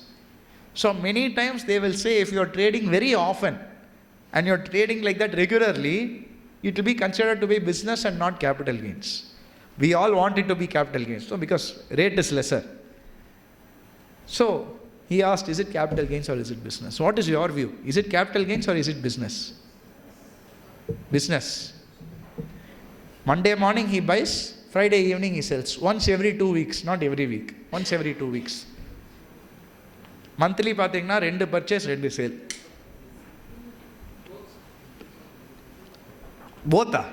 Business or capital gains or whichever is beneficial to you. Every year you maathittu irupeenga. Sorry? Intention, how is that? I can say, sir, no, I wanted to hold it for 10 years. Friday market here it, sir, with it. So here, again there are differing views, but we can take a view. The fact that he is willing to take delivery and the fact that the transactions are so less. In a year, if you take how many transactions? Purchase and sales. 2 every month, 4 every month. 4 into 12 months, how many? 48. You and I will do 48 transactions in a year? Normal people are doing 48 transactions. Business. So the number of transactions, in my view, indicate that it is not a business. He is doing it as an asset building activity, not as a business activity. Whereas it's a subjective thing. Suppose he is doing, let's say, 300 transactions. Is it a business or is it capital gains? Business. But it depends. In my view, there's no fixed number. But for my purpose, I don't know how I came with the number. I feel 100 to 120 transactions is reasonable. Beyond that, if you go, it feels like a business activity. Frequency of transactions, volume of transactions, all of these you will see. Not the size. How many crores? No. Volume. How many times I am transacting? How often I am taking delivery? How often I am doing these transactions? These are the aspects that need to be examined before you determine whether it is a business or whether it is a capital gains. And even after you do that, there's no one correct answer. You will have a dispute. Department will say business now. I will say capital gains now. Then we have to come to understanding and find a bridge and complete it. But there is no hard and fast rule. That 100 transaction is my personal number. Nane or number create pannita. So that's what it is. But the fact is, it depends on a case-to-case basis. Whenever delivery is involved, you will see the volume of trading, number of transactions, and intention. Intention, anybody can create an intention, but a more objective way of seeing is volume of transactions. And these things I am not doing it because now that the judgment has come, it is very, very clear. How many tax audits assessee can take up? We know the number is 60. After the recent Supreme Court decision, clarity has come. Only 61% can do. If you have 10 partners, you can do 600. Yes? Can one person sign 600 audit reports? Only 60. If I have one partner, I am there, I can do 60. If I have 10 partners, my firm can do 600. Can one person sign 600? No. Can one person sign 100? No, only 60. No, that is actually different. They say that if the firm can take, even one person can sign if he wants. But of course, practical issues will arise with institute. Disciplinary side, they will say how you did 600 audits, where is the time, where is the effort, all that they will ask. So you have to be careful from that side. But technically you are eligible. You can do it. If your firm is entitled, even one person can sign. There's no problem in doing that. But more practical issues, how you will manage so many audits, all those questions. Institute will initiate ethical and disciplinary action. Procedure about ethics, obviously we have to communicate to the previous auditor. Even if it's a tax audit, we have to communicate to the previous auditor. There's no option there. All these things. Let us go to the major changes. Before I go to the clause by clause, I thought I'll first touch up on the major changes in the tax audit report. The first major change, as you are all aware, new regime and old regime, the choice has become more complex now because once in a lifetime and all that. So therefore, choosing between the new regime and old regime has become a very difficult task. தங்கச்சி உண்மையை சொல்றவங்க தெய்வத்துக்கு சமம் சொல்லுவாங்க. இவங்க ரெண்டு பேரும் மாறி மாறி உண்மையை சொல்றாங்க. இந்த ரெண்டு தெய்வத்துல ஏதாச்சும் ஒரு தெய்வத்துக்கு மாலையை போட்டு நீயே தேர்ந்தெடுத்துக்க தாய். போமா தைரியமா போ.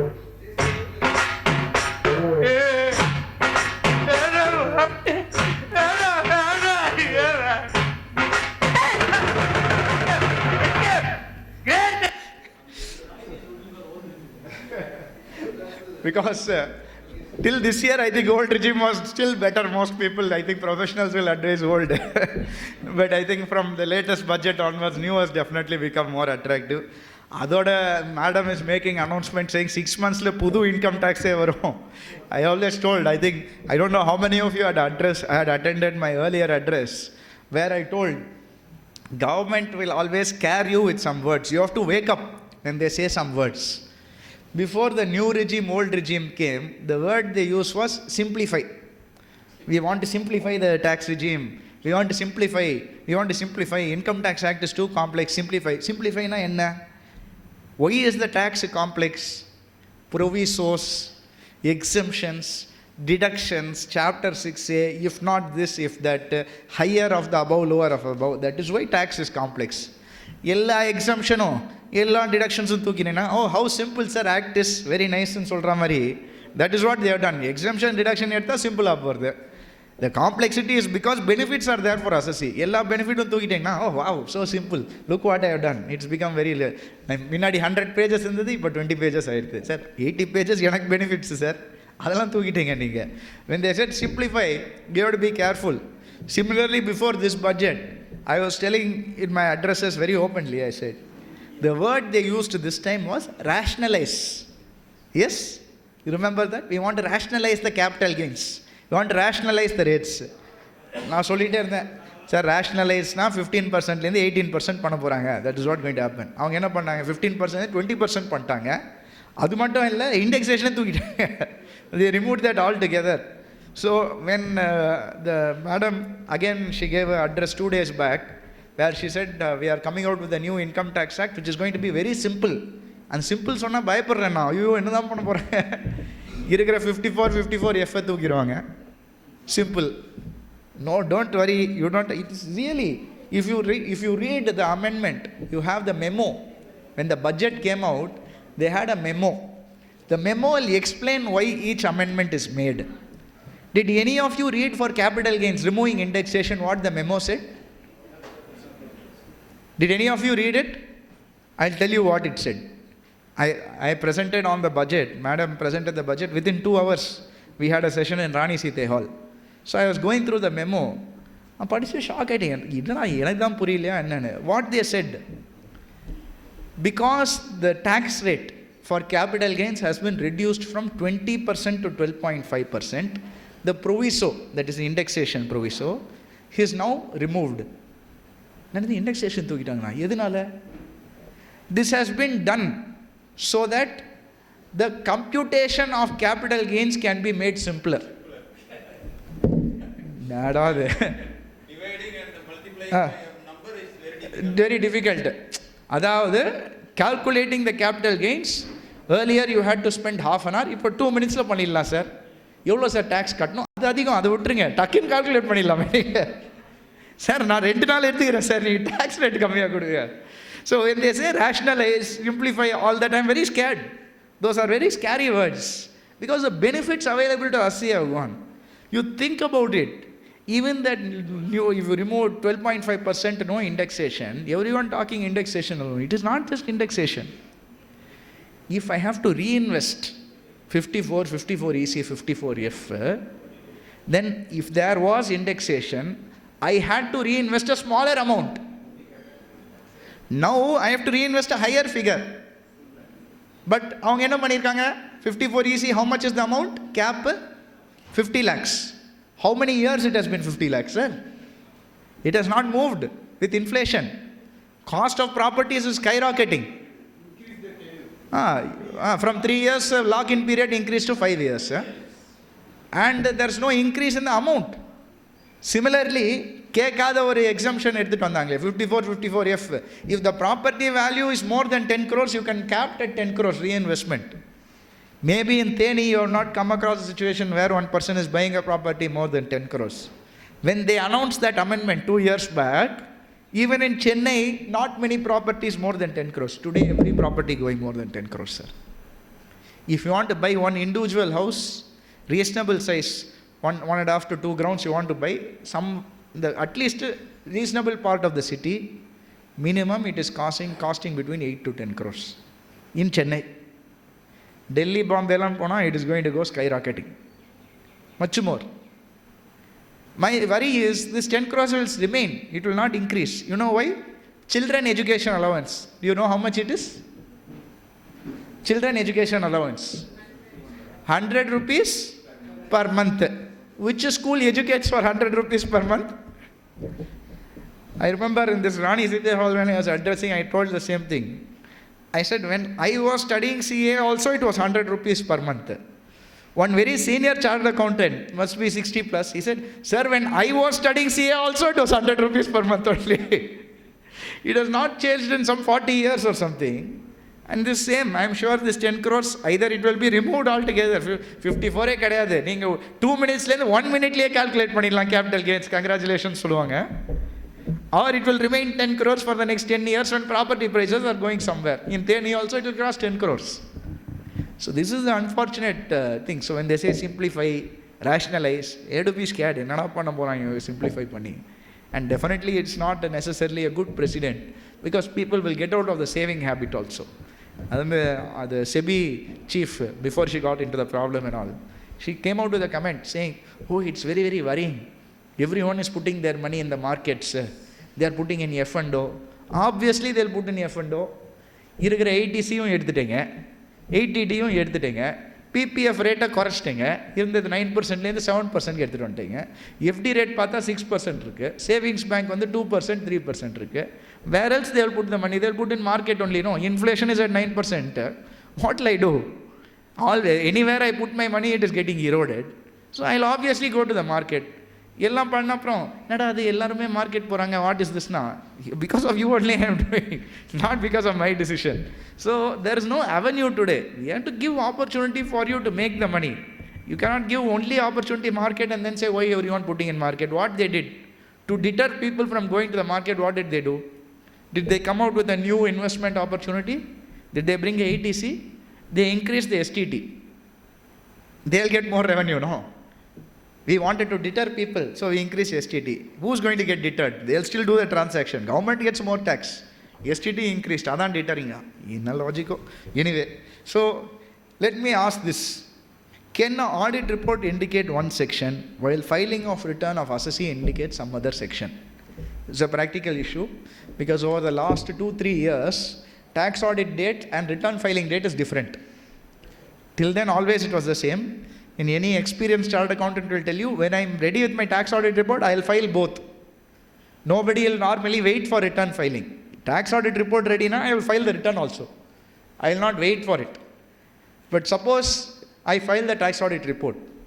I have to declare now what regime the assessee is adopting. Old or new, I have to declare. Now old in podra. 1 month later, he is filing the return of income. Our new in podra.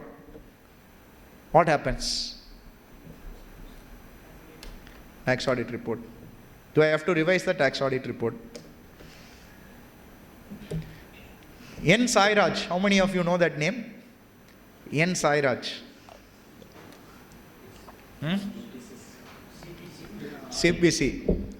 Whether you have seen him or not, Mr. N. Sairaj will be getting the blessings of all the CAs across the country. Because our friend in intimation, idhu paakama kanna moottu order anuprangalla. That only Mr. Sairaj is usually doing. And I am reminded of this story. 2 articles are there in office, Ajay and Vijay. One phone call comes. So Vijay answers the phone. Is Ajay there next to you? Yes, Ajay is next to me. Tell Ajay that his cat died. So he tells Ajay, your cat fell from the roof and died. Ajay gets upset, he is crying, he leaves the office. That principal partner he is watching. He says, Vijay, come here. See, that is not how you break bad news to a person. That's the way you do it. Tell me, sir, I will learn. He says, first you should say, Ajay, we got a call from your house. Your cat is playing on the roof. Your cat is playing on the roof. Then after 15-20 minutes, you say, Vijay, Ajay, we got a call from your house. It seems your cat is playing on the edge of the roof. Then again after 10 minutes, you say, Ajay, it seems your cat fell from the roof. They are rushing it to the hospital. Then finally, after 1 hour, you tell him, I'm so sorry, Jay, your cat died. By that time, he'll be ready to take the bad news. He'll be able to absorb it. Do you understand? Yes, sir. Thank you, sir. Next day, same office phone call comes. Same Vijay only answers the phone. And he's looking completely shell-shocked. He keeps the phone down. Partner is watching. Innada aache? Sir, solla mudiyadhu, sir. Solla mudiyadhu. Who called? Is it a client? Sir, no, sir. Then, is it income tax? Sir, no, sir. Then who called, man? Sir, I can't tell, sir. Now, what do you mean you can't tell? It's an important call. Yes, sir, important call. Then who called, sir? I can't tell, sir. Listen, I'm your boss. If you don't tell me, I'll terminate your articleship. Who called? Sir, what, sir, you're telling like this? Come on, tell me. No, sir, I cannot. What? See, I've taught you so many things in life. Apply those principles and tell me. Okay, sir. Now come, sit down. Tell me, who called? Sir, we got a call from your house, sir. It seems your mother is playing on the roof. Sometimes you have to think, you cannot copy-paste answer for everything. No, you have to apply little bit logic. But our friend Mr. Sairaj does not do all that. No logic and all. Innavar da or madu adichu povaru. Sign mattum paatha N. Sairaj signed nu solittu varum. Idu varaikum my experience I am telling CPC, I have responded thousands of times. Thousands of times, all the orders have been against only. Na enna kuduthalum they don't do anything. Proof kuduthalum seri, explanation kuduthalum seri, attachment pannalum seri, anyway he just passes whatever order they want. Invariably we are sitting in appeal on a very, very straightforward matter. So what will happen? Suppose tax audit report says one thing and return of income says something else. They will reopen the assessment, or 143(1), they will take whatever is worse for the assessee. If new is good means they will say, old. If old is good means they will say, new. Tax audit report said that. So that's what they will do. So be little careful. Obviously, most of us know this. If you don't, please file your return of income and tax audit report around the same time, so that you can avoid these issues coming up. The most important change in this tax audit report, section 43B, payment to MSME. This is also an amendment which is once again not very practical, but it is an amendment no matter what. What does section 43BH say? Sorry, sir? Purchases made from MSME, or payments to be made to MSME. As per the MSME Act, a registered MSME should receive the payment within 45 days. If I have an agreement with him that I need to pay after 90 days also, you have to still pay him within 45 days. Sir, I have an agreement, understanding, 90 days. Act registered 45 days. Agreement, sir. What if my agreement is for a shorter date, 40 days? Then you have to do within 40 days. Sir, agreement agreement you have to make the payment within 15 days. 15 days you have to make the payment. Sir, who is giving credit period 15 days and all? I have not come across a business where people make the payment within 15 days. Cash and carry business and all very less today. All businesses have a much longer period, including professionals. Many professionals get their audit fees when they come next year for filing. Sir, next year document, sir, last year fees pending. Sorry, sir, I will sir. You discount. They will come next year and they will say. It's a very, very common thing. So, expecting within 45 days is all impractical, but the amendment remains. There is no change in this amendment. It is applicable for the tax audits we are filing. So, what should we do? If there is a payable on our balance sheet as of 31st March 2024 to an entity who is a MSME, then we must check if the payable is more than 45 days or not. If not, then that amount has to be disallowed. It has to be disallowed. And in the year of payment, you can allow it. Now, sorry, sir? What about the payments made during the year? During the year also, that's the same logic. But I made the payment in that year itself. No. I made the payment during the year. Suppose I made a purchase, let us assume, 1st of June 2023. I am supposed to make the payment within 45 days. By 15th of July, I should have made the payment. I make the payment on 16th of July. So as per the Act, I have violated. As per the Act. But have I paid it in that year itself? Yes, so it's allowed. Only if there is a payable balance and I have not disposed of the same. If I have not disposed of the same within 45 days or 15 days or lower number of days as per the agreement, whatever is applicable, then in that case, that amount needs to be disallowed. But this also we can do. The practical issue is, how do you know that the customer is a MSME or not? Just like how we had that issue 2 years back regarding GST, no? Clause 44, last clause. GST, how much supplier, which is applicable, etc. GST applicable illaya.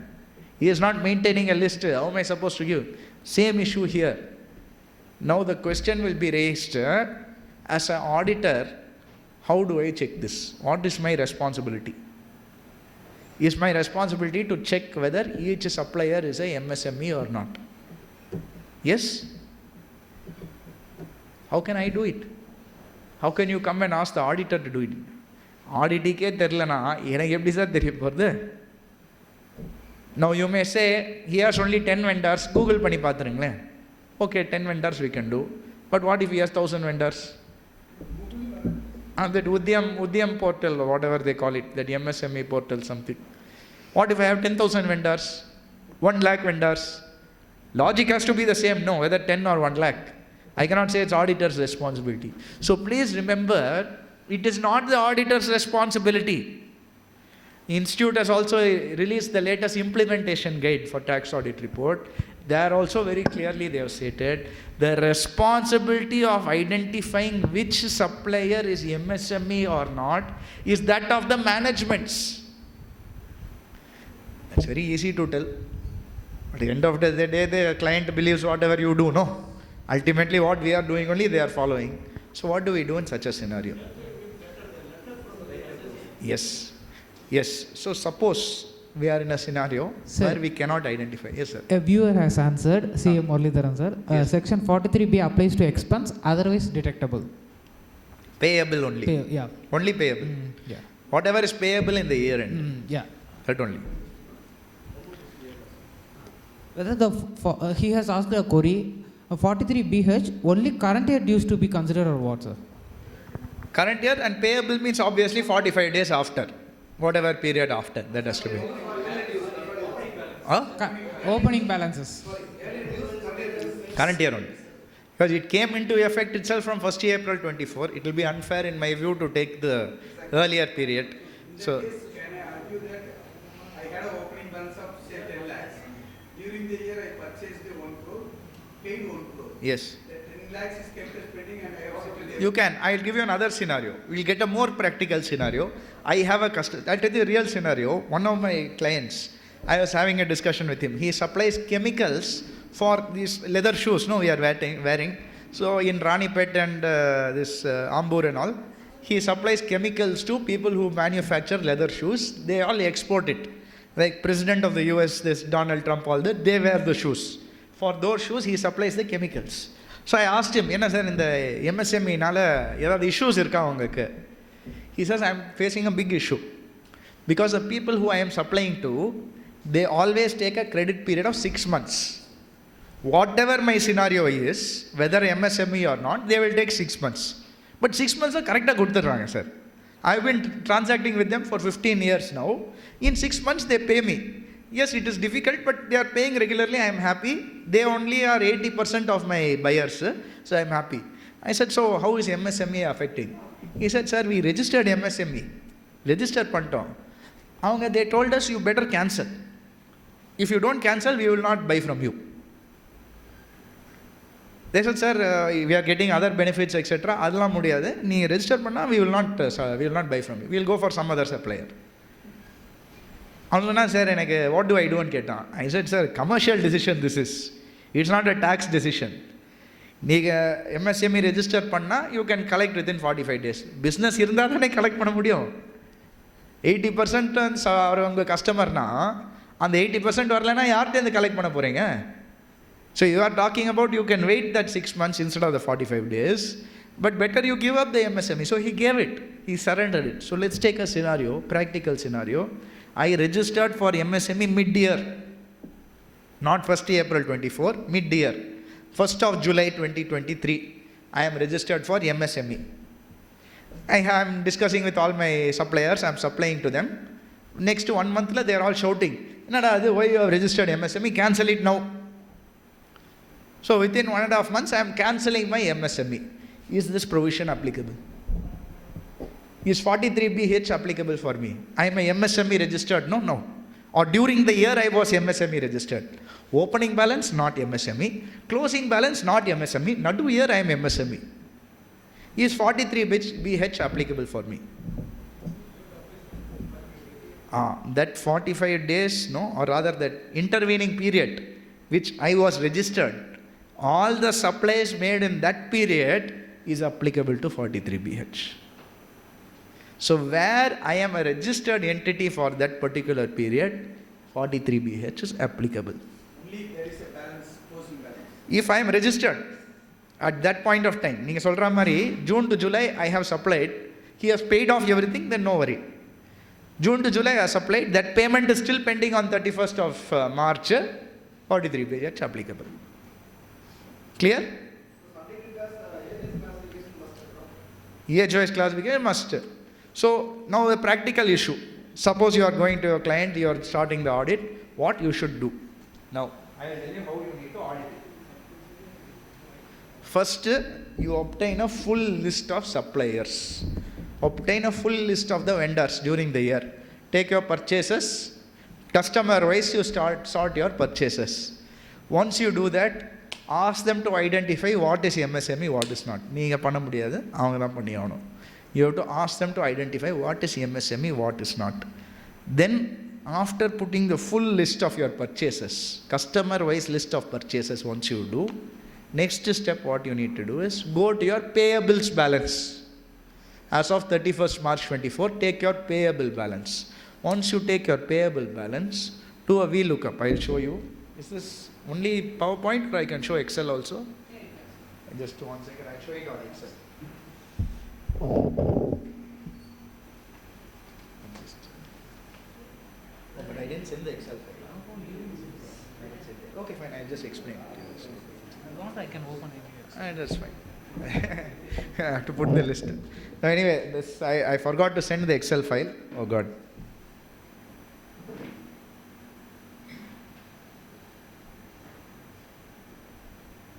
No, I forgot to send the Excel file, but I wanted to demonstrate how to do it. Practically, I wanted to show you in Excel. I will send the Excel file also with the video how to do it. But basically, once you have got the full list, this part, once you have got the full list and you have identified which supplier is MSME or not, once that part is done, life becomes easier. You take the payable balance, do a VLOOKUP and compare whether as of the payables, those vendors are classified as MSME or not. If you do a VLOOKUP, which I will send you how to do it for people who don't know how, you can find out which is classified as MSME. So the first step, you have to take the full year purchases, customer-wise purchases, and sort by which is MSME, what is not. Now once you have identified that, go to your payables balance, see which is all MSME in that by doing a VLOOKUP. Third thing, once you identified which is MSME in your payables, you need to get this information.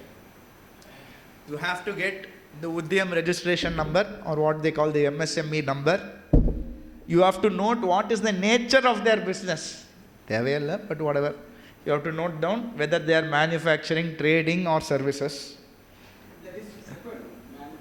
As per the institute implementation guide, they are asking you to do it.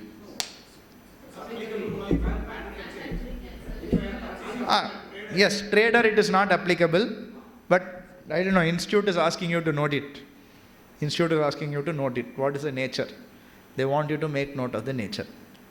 What they are saying is, a trader can register. Similarly, MSME, it is not MSME, it is only MSE actually.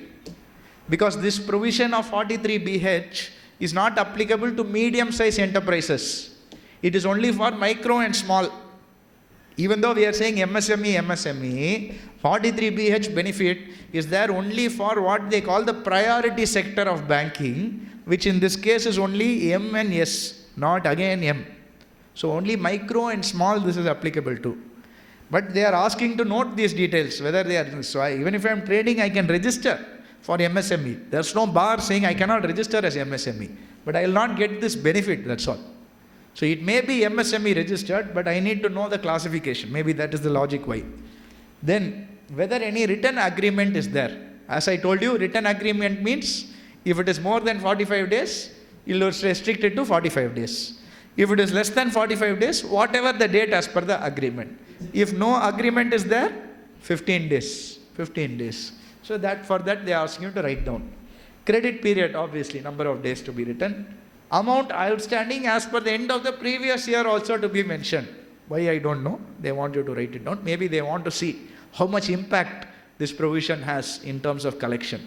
So they want you to write down the closing balance in the previous year also. So these are the details when you are auditing, you need to note down. The most critical point is this. It is a responsibility of the client to classify into MSME. So let's take a scenario. 30th September or the Panna Mudila, what do we do? Please do not give a declaration saying it is all fair. When there is a qualification option is there, select the option, select others. They'll give you a long list of what and all are the different categories of qualifying, or notes, qualification or notes. In that notes, you please select there is one option specifically for MSME details. If you don't want to select that, put at least others and ensure you say that the details regarding MSME is not properly maintained by the client, therefore it could not be verified. Please ensure you do that. It's very, very important. The reason is, from government there is a push for MSME support. So if auditors are not doing this part, which is checking how much is MSME payment, etc., it is as if we are helping the client not pay MSME on time. So they are getting income tax benefit which they should not get. This will be viewed seriously because government is looking at this particular angle very, very seriously. So always better to protect ourselves. You may have seen KPMG, what happened recently. Partners were auditors for Cafe Coffee Day. He got debarred for 10 years. 50 crores was the penalty. 10 years debar, 50 crores penalty. So all, I don't think CS can afford all these amounts, what they are talking about as fines, etc. So it's a very, very unfortunate incident. Maybe in that case it is genuine, but they will not split whether you're a small firm or large firm. The action taken may be equally high. So we have a duty to ourselves first, then only secondary client. So if the client is not able to give you which is MSME, which is not MSME, or he is not giving it clearly, better you put a qualification and you put a note. Put a note saying that these details are not properly maintained, we are not able to verify it. We are not able to verify it. Protect yourself first. Especially in this MSME, I am telling you. Because government is going heavy push on MSME.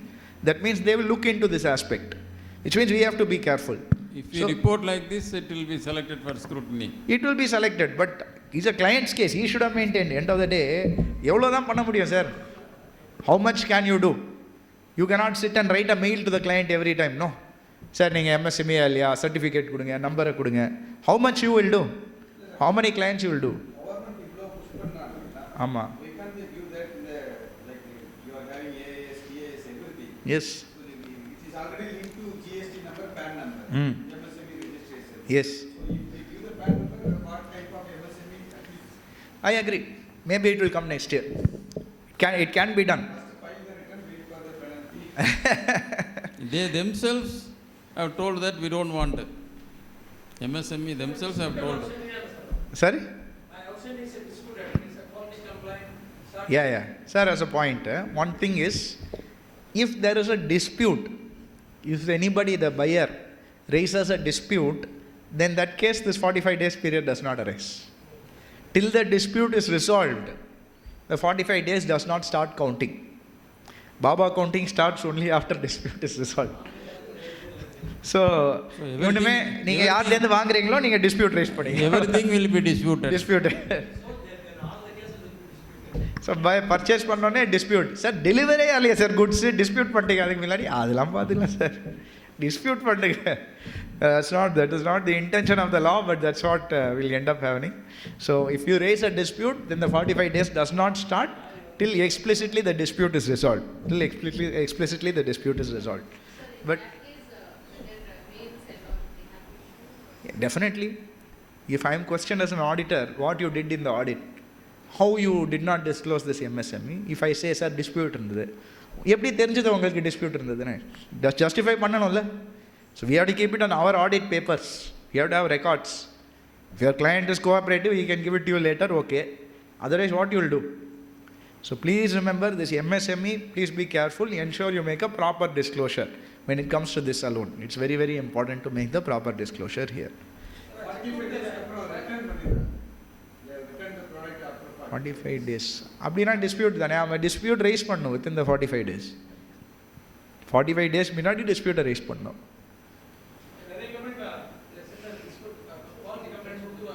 Straight away. கொடுத்துட்டாங்கன்னா அதுவும் problem இல்லை. சரிங்க. Those are extraneous situations where always the law will favor the genuine situation. If you are able to show that you made the payment, you are able to show that check. Yes. We are only talking about our books. In our BRS, we would have shown the transaction. As per our books, payment is made. So as long as I am able to do that, it's perfectly fine, in my view. It will be highly unfair to penalize me because he did not deposit the check. So that's not my fault. So that is a view I would take in this scenario. It has to be favorable to the assessee, reasonable to the assessee. And I am sure they will be reasonable. At least as far as tribunal is concerned, they are very reasonable on these aspects. They are not hyper technical. They are very, very reasonable when it comes to these aspects. Suppose the party is depositing the check in the bank after 45 days, but it was dishonored.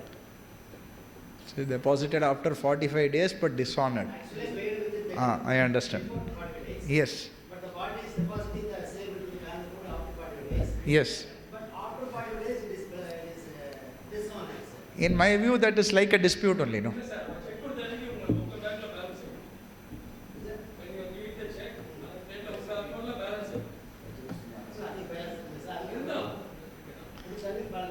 They will be reasonable, sir. They will not be hyper technical. The objective of the law is genuinely, are you trying to comply with it? I genuinely made the effort to comply. One unfortunate scenario happened, they will be reasonable. They will not be very, very technical. Assessing officer level disallow பண்ணிட்டு தான் போவாரு. But when you go on appeal, you will definitely get something favorable. You need not worry about these kind of scenarios where genuinely effort is made. If you can display a genuine effort is made. For example, I will give in tribunal, I just won a case few days back where the issue involved was a delay in filing the appeal. There was a delay of 1939 days, sir. 1939 days in filing appeal before CIT. The issue involved was also 43B, not this 43B, but it was payment of bonus to employees. Should have been paid before due date of filing return of income. In this assessee's case, he has paid before due date of filing return of income. Ennachu, tax audit report la, if there is a delay, you have to disclose it, no? 43B, they are not talking about disallowance. You have to give the dates, no? What date the due date of the payment, date of the payment. You are furnishing that. Based on that, Mr. N. Sairaj will send a notice. As per tax audit report, they have said this is there, so we are disallowing. PFESI panna maridam. PFESI maridam. They will send a notice saying it is you have missed the date, so addition made. Enna reply pannalum order pass பண்ணுவாங்க. என்ன பண்ணுது appeal. So you go on an appeal. In this assessee's case, what happened? It was done pre-COVID, so that person is used to getting physical notices. This addition is made in 143(1) intimation. So it has got uploaded on the portal. Assessee is not aware. COVID happens, post-COVID, he has changed the chartered accountant. They have come to us. When they came to us, we saw this dispute. We spoke to the previous CA. He said, "I am also not aware." He said, "Okay, we came to know now. Let us file the appeal now." So I asked the CA, "Sir, any problem number or affidavit vaangikalama?" He said, "No problem, Abhishek. Whatever you want, you draft and give, I will sign it." So I got the affidavit from the previous CA, got affidavit from the company. He went and furnished before the ITAT. Department is arguing, saying that, "Sir, what 1900 days delay? How you can say the assessee is vigilant?" I said something simple. I said, "Your Lordship, you are right. I admit it is delayed. I am not saying it is not delayed. But the truth is, I did not know. And why will I delay? Now, real I have complained. There is no delay on my part in the major merit of the case. Merit of the case in a bonus on the return filing date, minadi katirno. Katitengla, katidam, proof irka, bank statement irke, ledger irke, accounts irke, confirmation from my employees irke, ellame irke proof. So why will I miss it? Why will I not respond? It must be genuine, no? I am not a fool to sleep on that issue when it is so favorable. Disputed issue na sollaam. Or where chartered accountant போய்ட்டு advice கிடைச்சது அவருக்கு இப்போதான் வராரு அவருன்னு சொல்லலாம். இந்த issue is a factual issue. Tribunal condoned. They said yes, there is a delay. But why will he sleep on it unless it is genuine? And he is able to justify. He has got affidavit, he has got this proof, he has got that proof. So we will condone it, and they gave the case in my favor. So this happens, they will be reasonable. So they will not be hyper technical. These 1 or 2 situations may be there. But they will check whether it is genuine or not. If you are able to prove that it is genuine, then definitely they will consider it and give it in the favor, sir. You will not have an issue in these kind of one-off cases. The contract, sir. Contract normally you put a retention clause. Sorry, sir? Contract payment, contract எப்படி போட்டானா they give 5% and 10%. Sir. Retention amount பண்ணுவாங்க. ஆமா. அது என்ன sir ஆகும்? Retention amount, it depends on the nature of the agreement, sir. The agreement says you can retain 10%, you can work some time. But the bill payment ஆயிடுது. Withheld amount. Withheld amount நீங்க justify பண்ணிக்கலாம், sir. Transfer from trade payment to retention amount or You can do that. Similarly, by long outstanding இருந்தா அப்ப deposit But agreement இருக்கணும். Clear, it should be clearly demarcated through a written agreement or email in some format for you to explain why it is. If it's a commercial transactions, the income tax cannot step into the shoes of the business person and say you have to transact like this only. அப்படின்னு அவங்க சொல்ல முடியாது. So retention amount நீங்க proof இருந்ததுன்னா நீங்க தாராளமா எடுத்துக்கலாம். Yes. Yes, yes. So they'll be reasonable, sir. That's what I'm saying. The spirit of the law is to ensure MSMEs are paid on time, that they are not delayed. As long as that is met, they are all satisfied. They will not be hyper technical about it. It's like our 54 and 54F only. They will not be hyper technical. As long as substantial compliance, they are happy with it. So this is of course the definition and definition of supplier also here. As you can see, the definition is micro and small, no medium. Supplier definition here is micro and small, and of course whatever act they are registered under. 5 crore export unda sir. Sorry sir? With the 5 crores, so that should take export. Inna 5 crores sir?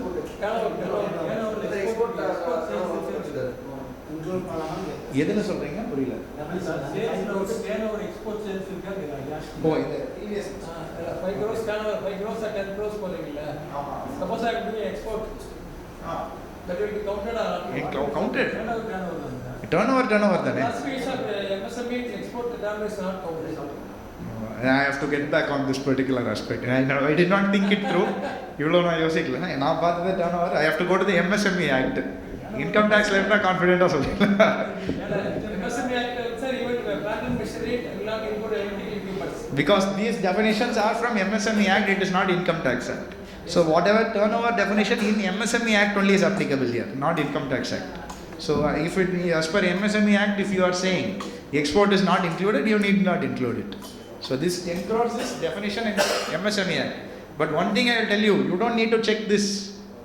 If it is registered as MSME, enough for you. We will only look at the certificate. You need not see what is their turnover, what are their sales. Same certificate la podina every year they are updating. ஆனால போய் 22 23 small ஆர்பிட்டீங்க.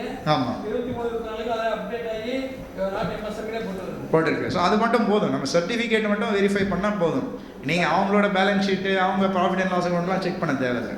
As if the certificate is there, we can gladly assume that it is a properly registered and not forged, etc. That relief we get. Now, these are the only two major changes this tax audit report. There is no other change other than these two. More or less, all the provisions are the same other than this. Major என்னன்னு பார்த்தீங்கன்னா MSME தான். Other than that, no major change. So I thought, how much time I have, sir? 5:15. 10 minutes closing remark? Okay, then I'll just touch upon one or two points which I wanted to do. One is mistake in a tax audit report, what I should do. The reason I will tell you this, as you all know, I'm speaking in various forums, many branches of institute when I'm speaking, many CAs, because of our NSI Raj orders, 143.1 orders, people are revising their tax audit report. Or they are wrongly told by assessing officer, in some cases even joint commissioner has wrongly told, sir, intimation in the order வந்திருக்கு, as per tax audit report they have picked up. So நீங்க tax audit report மாத்திருங்க, change the tax audit report.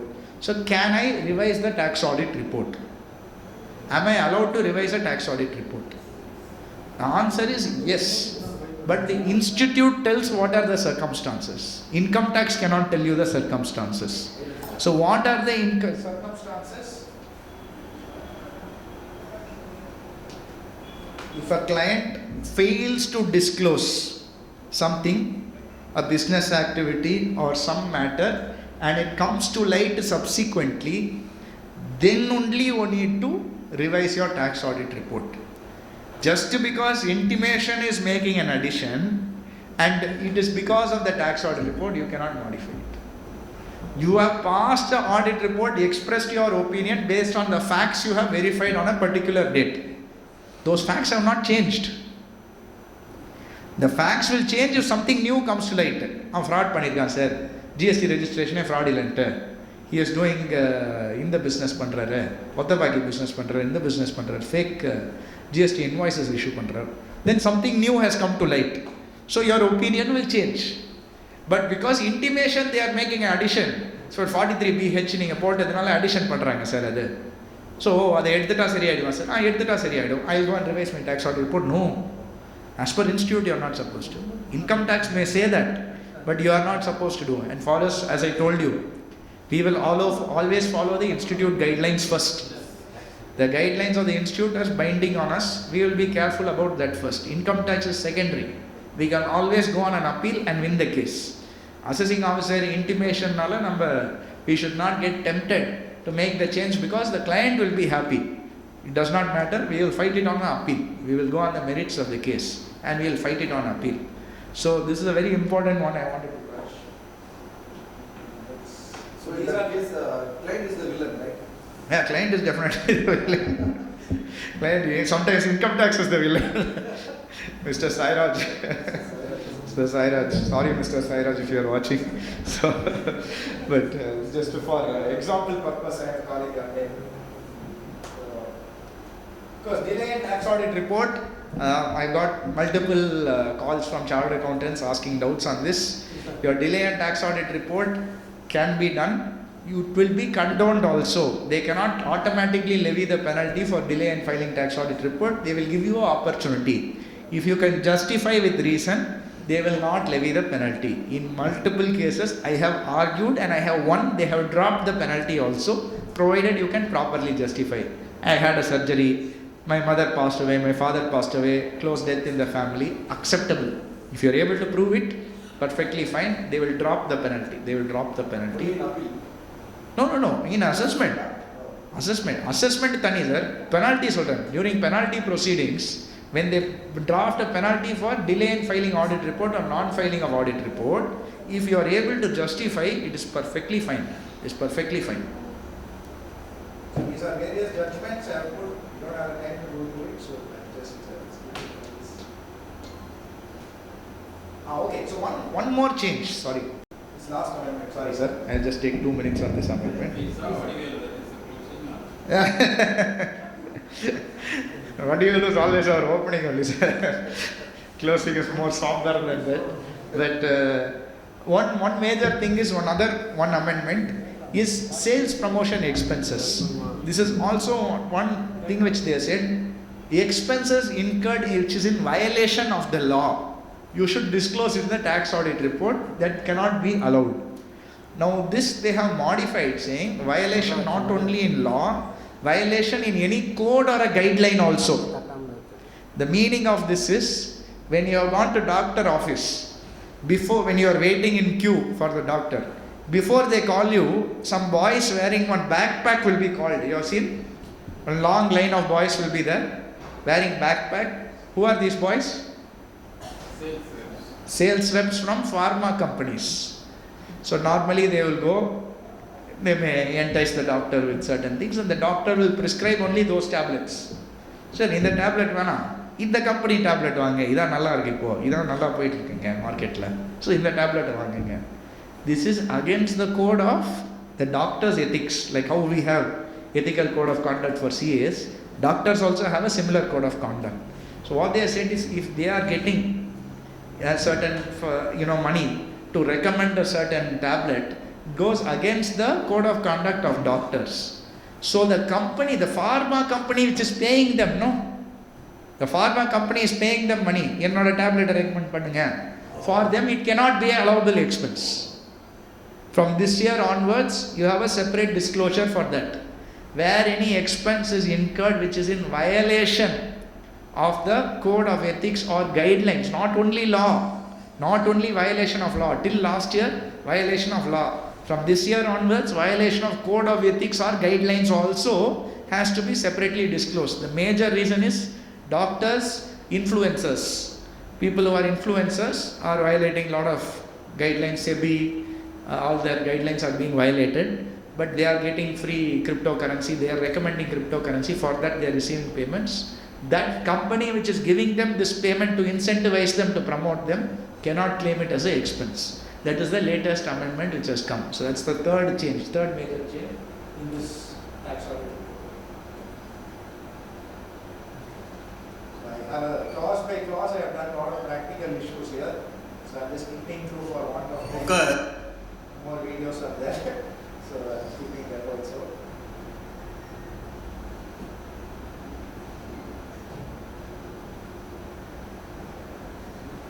So this is the IT-80. For those who not seen IT-80, this is what it looks like. It's an open court, and in the current scenario, if you don't have a raid case, you don't have an international tax case, everything will have to go to IT-80. Only in those two scenarios you will have a physical hearing, physical assessment. Otherwise, everything will be online till the case of the IT-80. IT-80 is open court. When you are arguing on one side, department will be sitting on the other side. Anyone can come. Anyone can come inside the court and watch the case, listen to the case. Sometimes I used to argue the cases. There will be journalists who are sitting inside. So I'll ask them why. They'll say Google case, some actor case. Dulkar case has come today, Vijay case, Rajnikant case has come. So they'll be reporting. If the other case win panidnu, they will say Abhishek argued a case and lost a case and report. So it's an open court. That's the fun of it. I enjoy it. So but the more important thing what I want to convey is, traditionally, especially in smaller cities, smaller towns, etc., generally people did not go on appeal before. Because assessing officer mudichilla, he will close it, or at least even if order he passes, penalty he may drop. No relationship, no assessing officer, no penalty dropping and all. Whatever your case is, automatically penalty is initiated. You have all seen it. The day you get the order, penalty notice you are getting immediately after. So there is no question of helping in one case or another case, etc. All cases are the same to them. So moment they make the addition, you have to go on appeal. Otherwise, we are doing a disservice to the client. So one thing I will definitely recommend is start fighting in appeals. Start fighting in appeals, whether CIT or IT-80. I encourage all of you. Shenbadamurthy sir very beautifully told in his opening address how so many appeals are now coming. Income tax is also the same, not just GST. In income tax also, number of notices have become high. The types of orders have become very, very bad. So if you don't fight on appeal, it's a disservice to the client. And I can tell you very confidently, seeing the orders passed today, more than 90% of the orders you can win it. You can win it, but you have to be the one to challenge all the way to the IT-80. Even cases which are against the assessee, you have to challenge it. For example, now Vivad Se Vishwas scheme has been announced. Number of cases which we filed appeal, you get a full interest waiver now. One assessee's case, raid case, 1998 raid happened. 1998. We kept the case alive.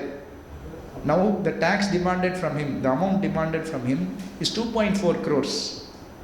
If he comes under Vivad Se Vishwas scheme, the amount he has to pay is 68 lakhs. The rest is all interest. 234 ABC, TRO interest, ITRV interest, this, that, so many interests are there. Because Vivad Se Vishwas scheme, why? Because he kept fighting in appeal. You get the benefit of the scheme. And he is coming under the scheme, more than 2 crores, almost 2 crores have been waived off by interest. So fighting in appeal has a lot of benefits, chances of winning the case, plus chances of coming under future schemes, etc. is very, very high. So definitely one thing you must do, you start challenging in appeals, whether assessment, penalty, whatever it may be. Either take it up as a new area for you, or take it up as an opportunity to work with somebody else and share the fees, whatever. But challenging on appeal, if we don't do, we are doing a disservice to the client. So definitely I will encourage all of you to fight more in appeals. So with this, I'd like to wrap up my talk for paucity of time. Thank you very much for a very patient listening and wonderful interaction. I thank the organizers and the people who are listening online. Thank you very much. So over to the organizers. Oh, one more thing, my WhatsApp number and email ID is there. If anybody wants, just drop me a message. I will like to save the number and we'll be in touch. I will share the regular updates also with you and the PPT as well. Thank you very much. Thank you for your energetic and vibrant session, sir. I request session chairman to give the closing remark of this session. The one thing is, normally after the lunch session, few people will start sleeping, but here I saw all of you are awake because of Abhishek's strong delivery. In fact, I have been receiving his mail. They have been addressing along with his wife, who is the chairperson of management accounts. And one thing I like is the message they give. First, it will be mentioned that filter coffee. That will be mentioned there. And again, two things I followed here. One is the mails. Assessment orders are sent by mails. In fact, in most of the clients, we give the mail, first mail, their mail, and in many offices, their mail also monitored in the auditor office. And second mail is another mail which we are given. We are sure that that assessment order has not been received. After 2 years, when they adjusted the refund, we came to know that there is an order passed 2 years back. So, but it's a genuine case, we can win. We have filed an appeal with the CIT, just like that for more than 800 days delay. Since he has given us hope that we will be able to win the appeal, they will condone the delay. Another point is, today when I was traveling from Madurai to Theni, one of my friend, chartered accountant from Kumbakonam, asked, Lakshmana, சீக்கிரம் அதை சொல்லு, இந்த 43PH எப்படி audit பண்ணுறதுன்னு தெரியல என்ன. இப்போ கரெக்டாக அபிஷேக் அதுக்கு tips கொடுத்துருக்குறாரு. I think it will be, this will be sent to all of us so that I can send it to him. This 43PH, even they themselves told that MSME has told, no, we don't want. But இந்த தமிழில் சொல்கிறதுன்னா சிவடங்காதில் ஊதுன சங்கு மாதிரி யார் சொன்னாலும் கேட்கல, அதை implement பண்ணிட்டாங்க. But we are finding it difficult, they are finding it difficult. அப்புறம் எம்எஸ்எம்இயில் நம்மளும் சார்ட்டர்ட் அக்கௌண்டன்ட் வர்றோமா, our payment. But we should have registered. ஏன்னா நீங்கள் சொன்னீங்களா அடுத்த வருஷம் தான் ஆடிட் ஃபீஸ் கொடுக்குறாங்கன்னு. இப்போ அதுவே டிசல்வ் ஆகுமே.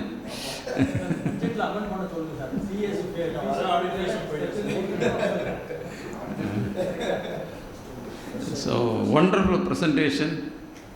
He has kept all of us alive and we have gained a lot of knowledge within the short period.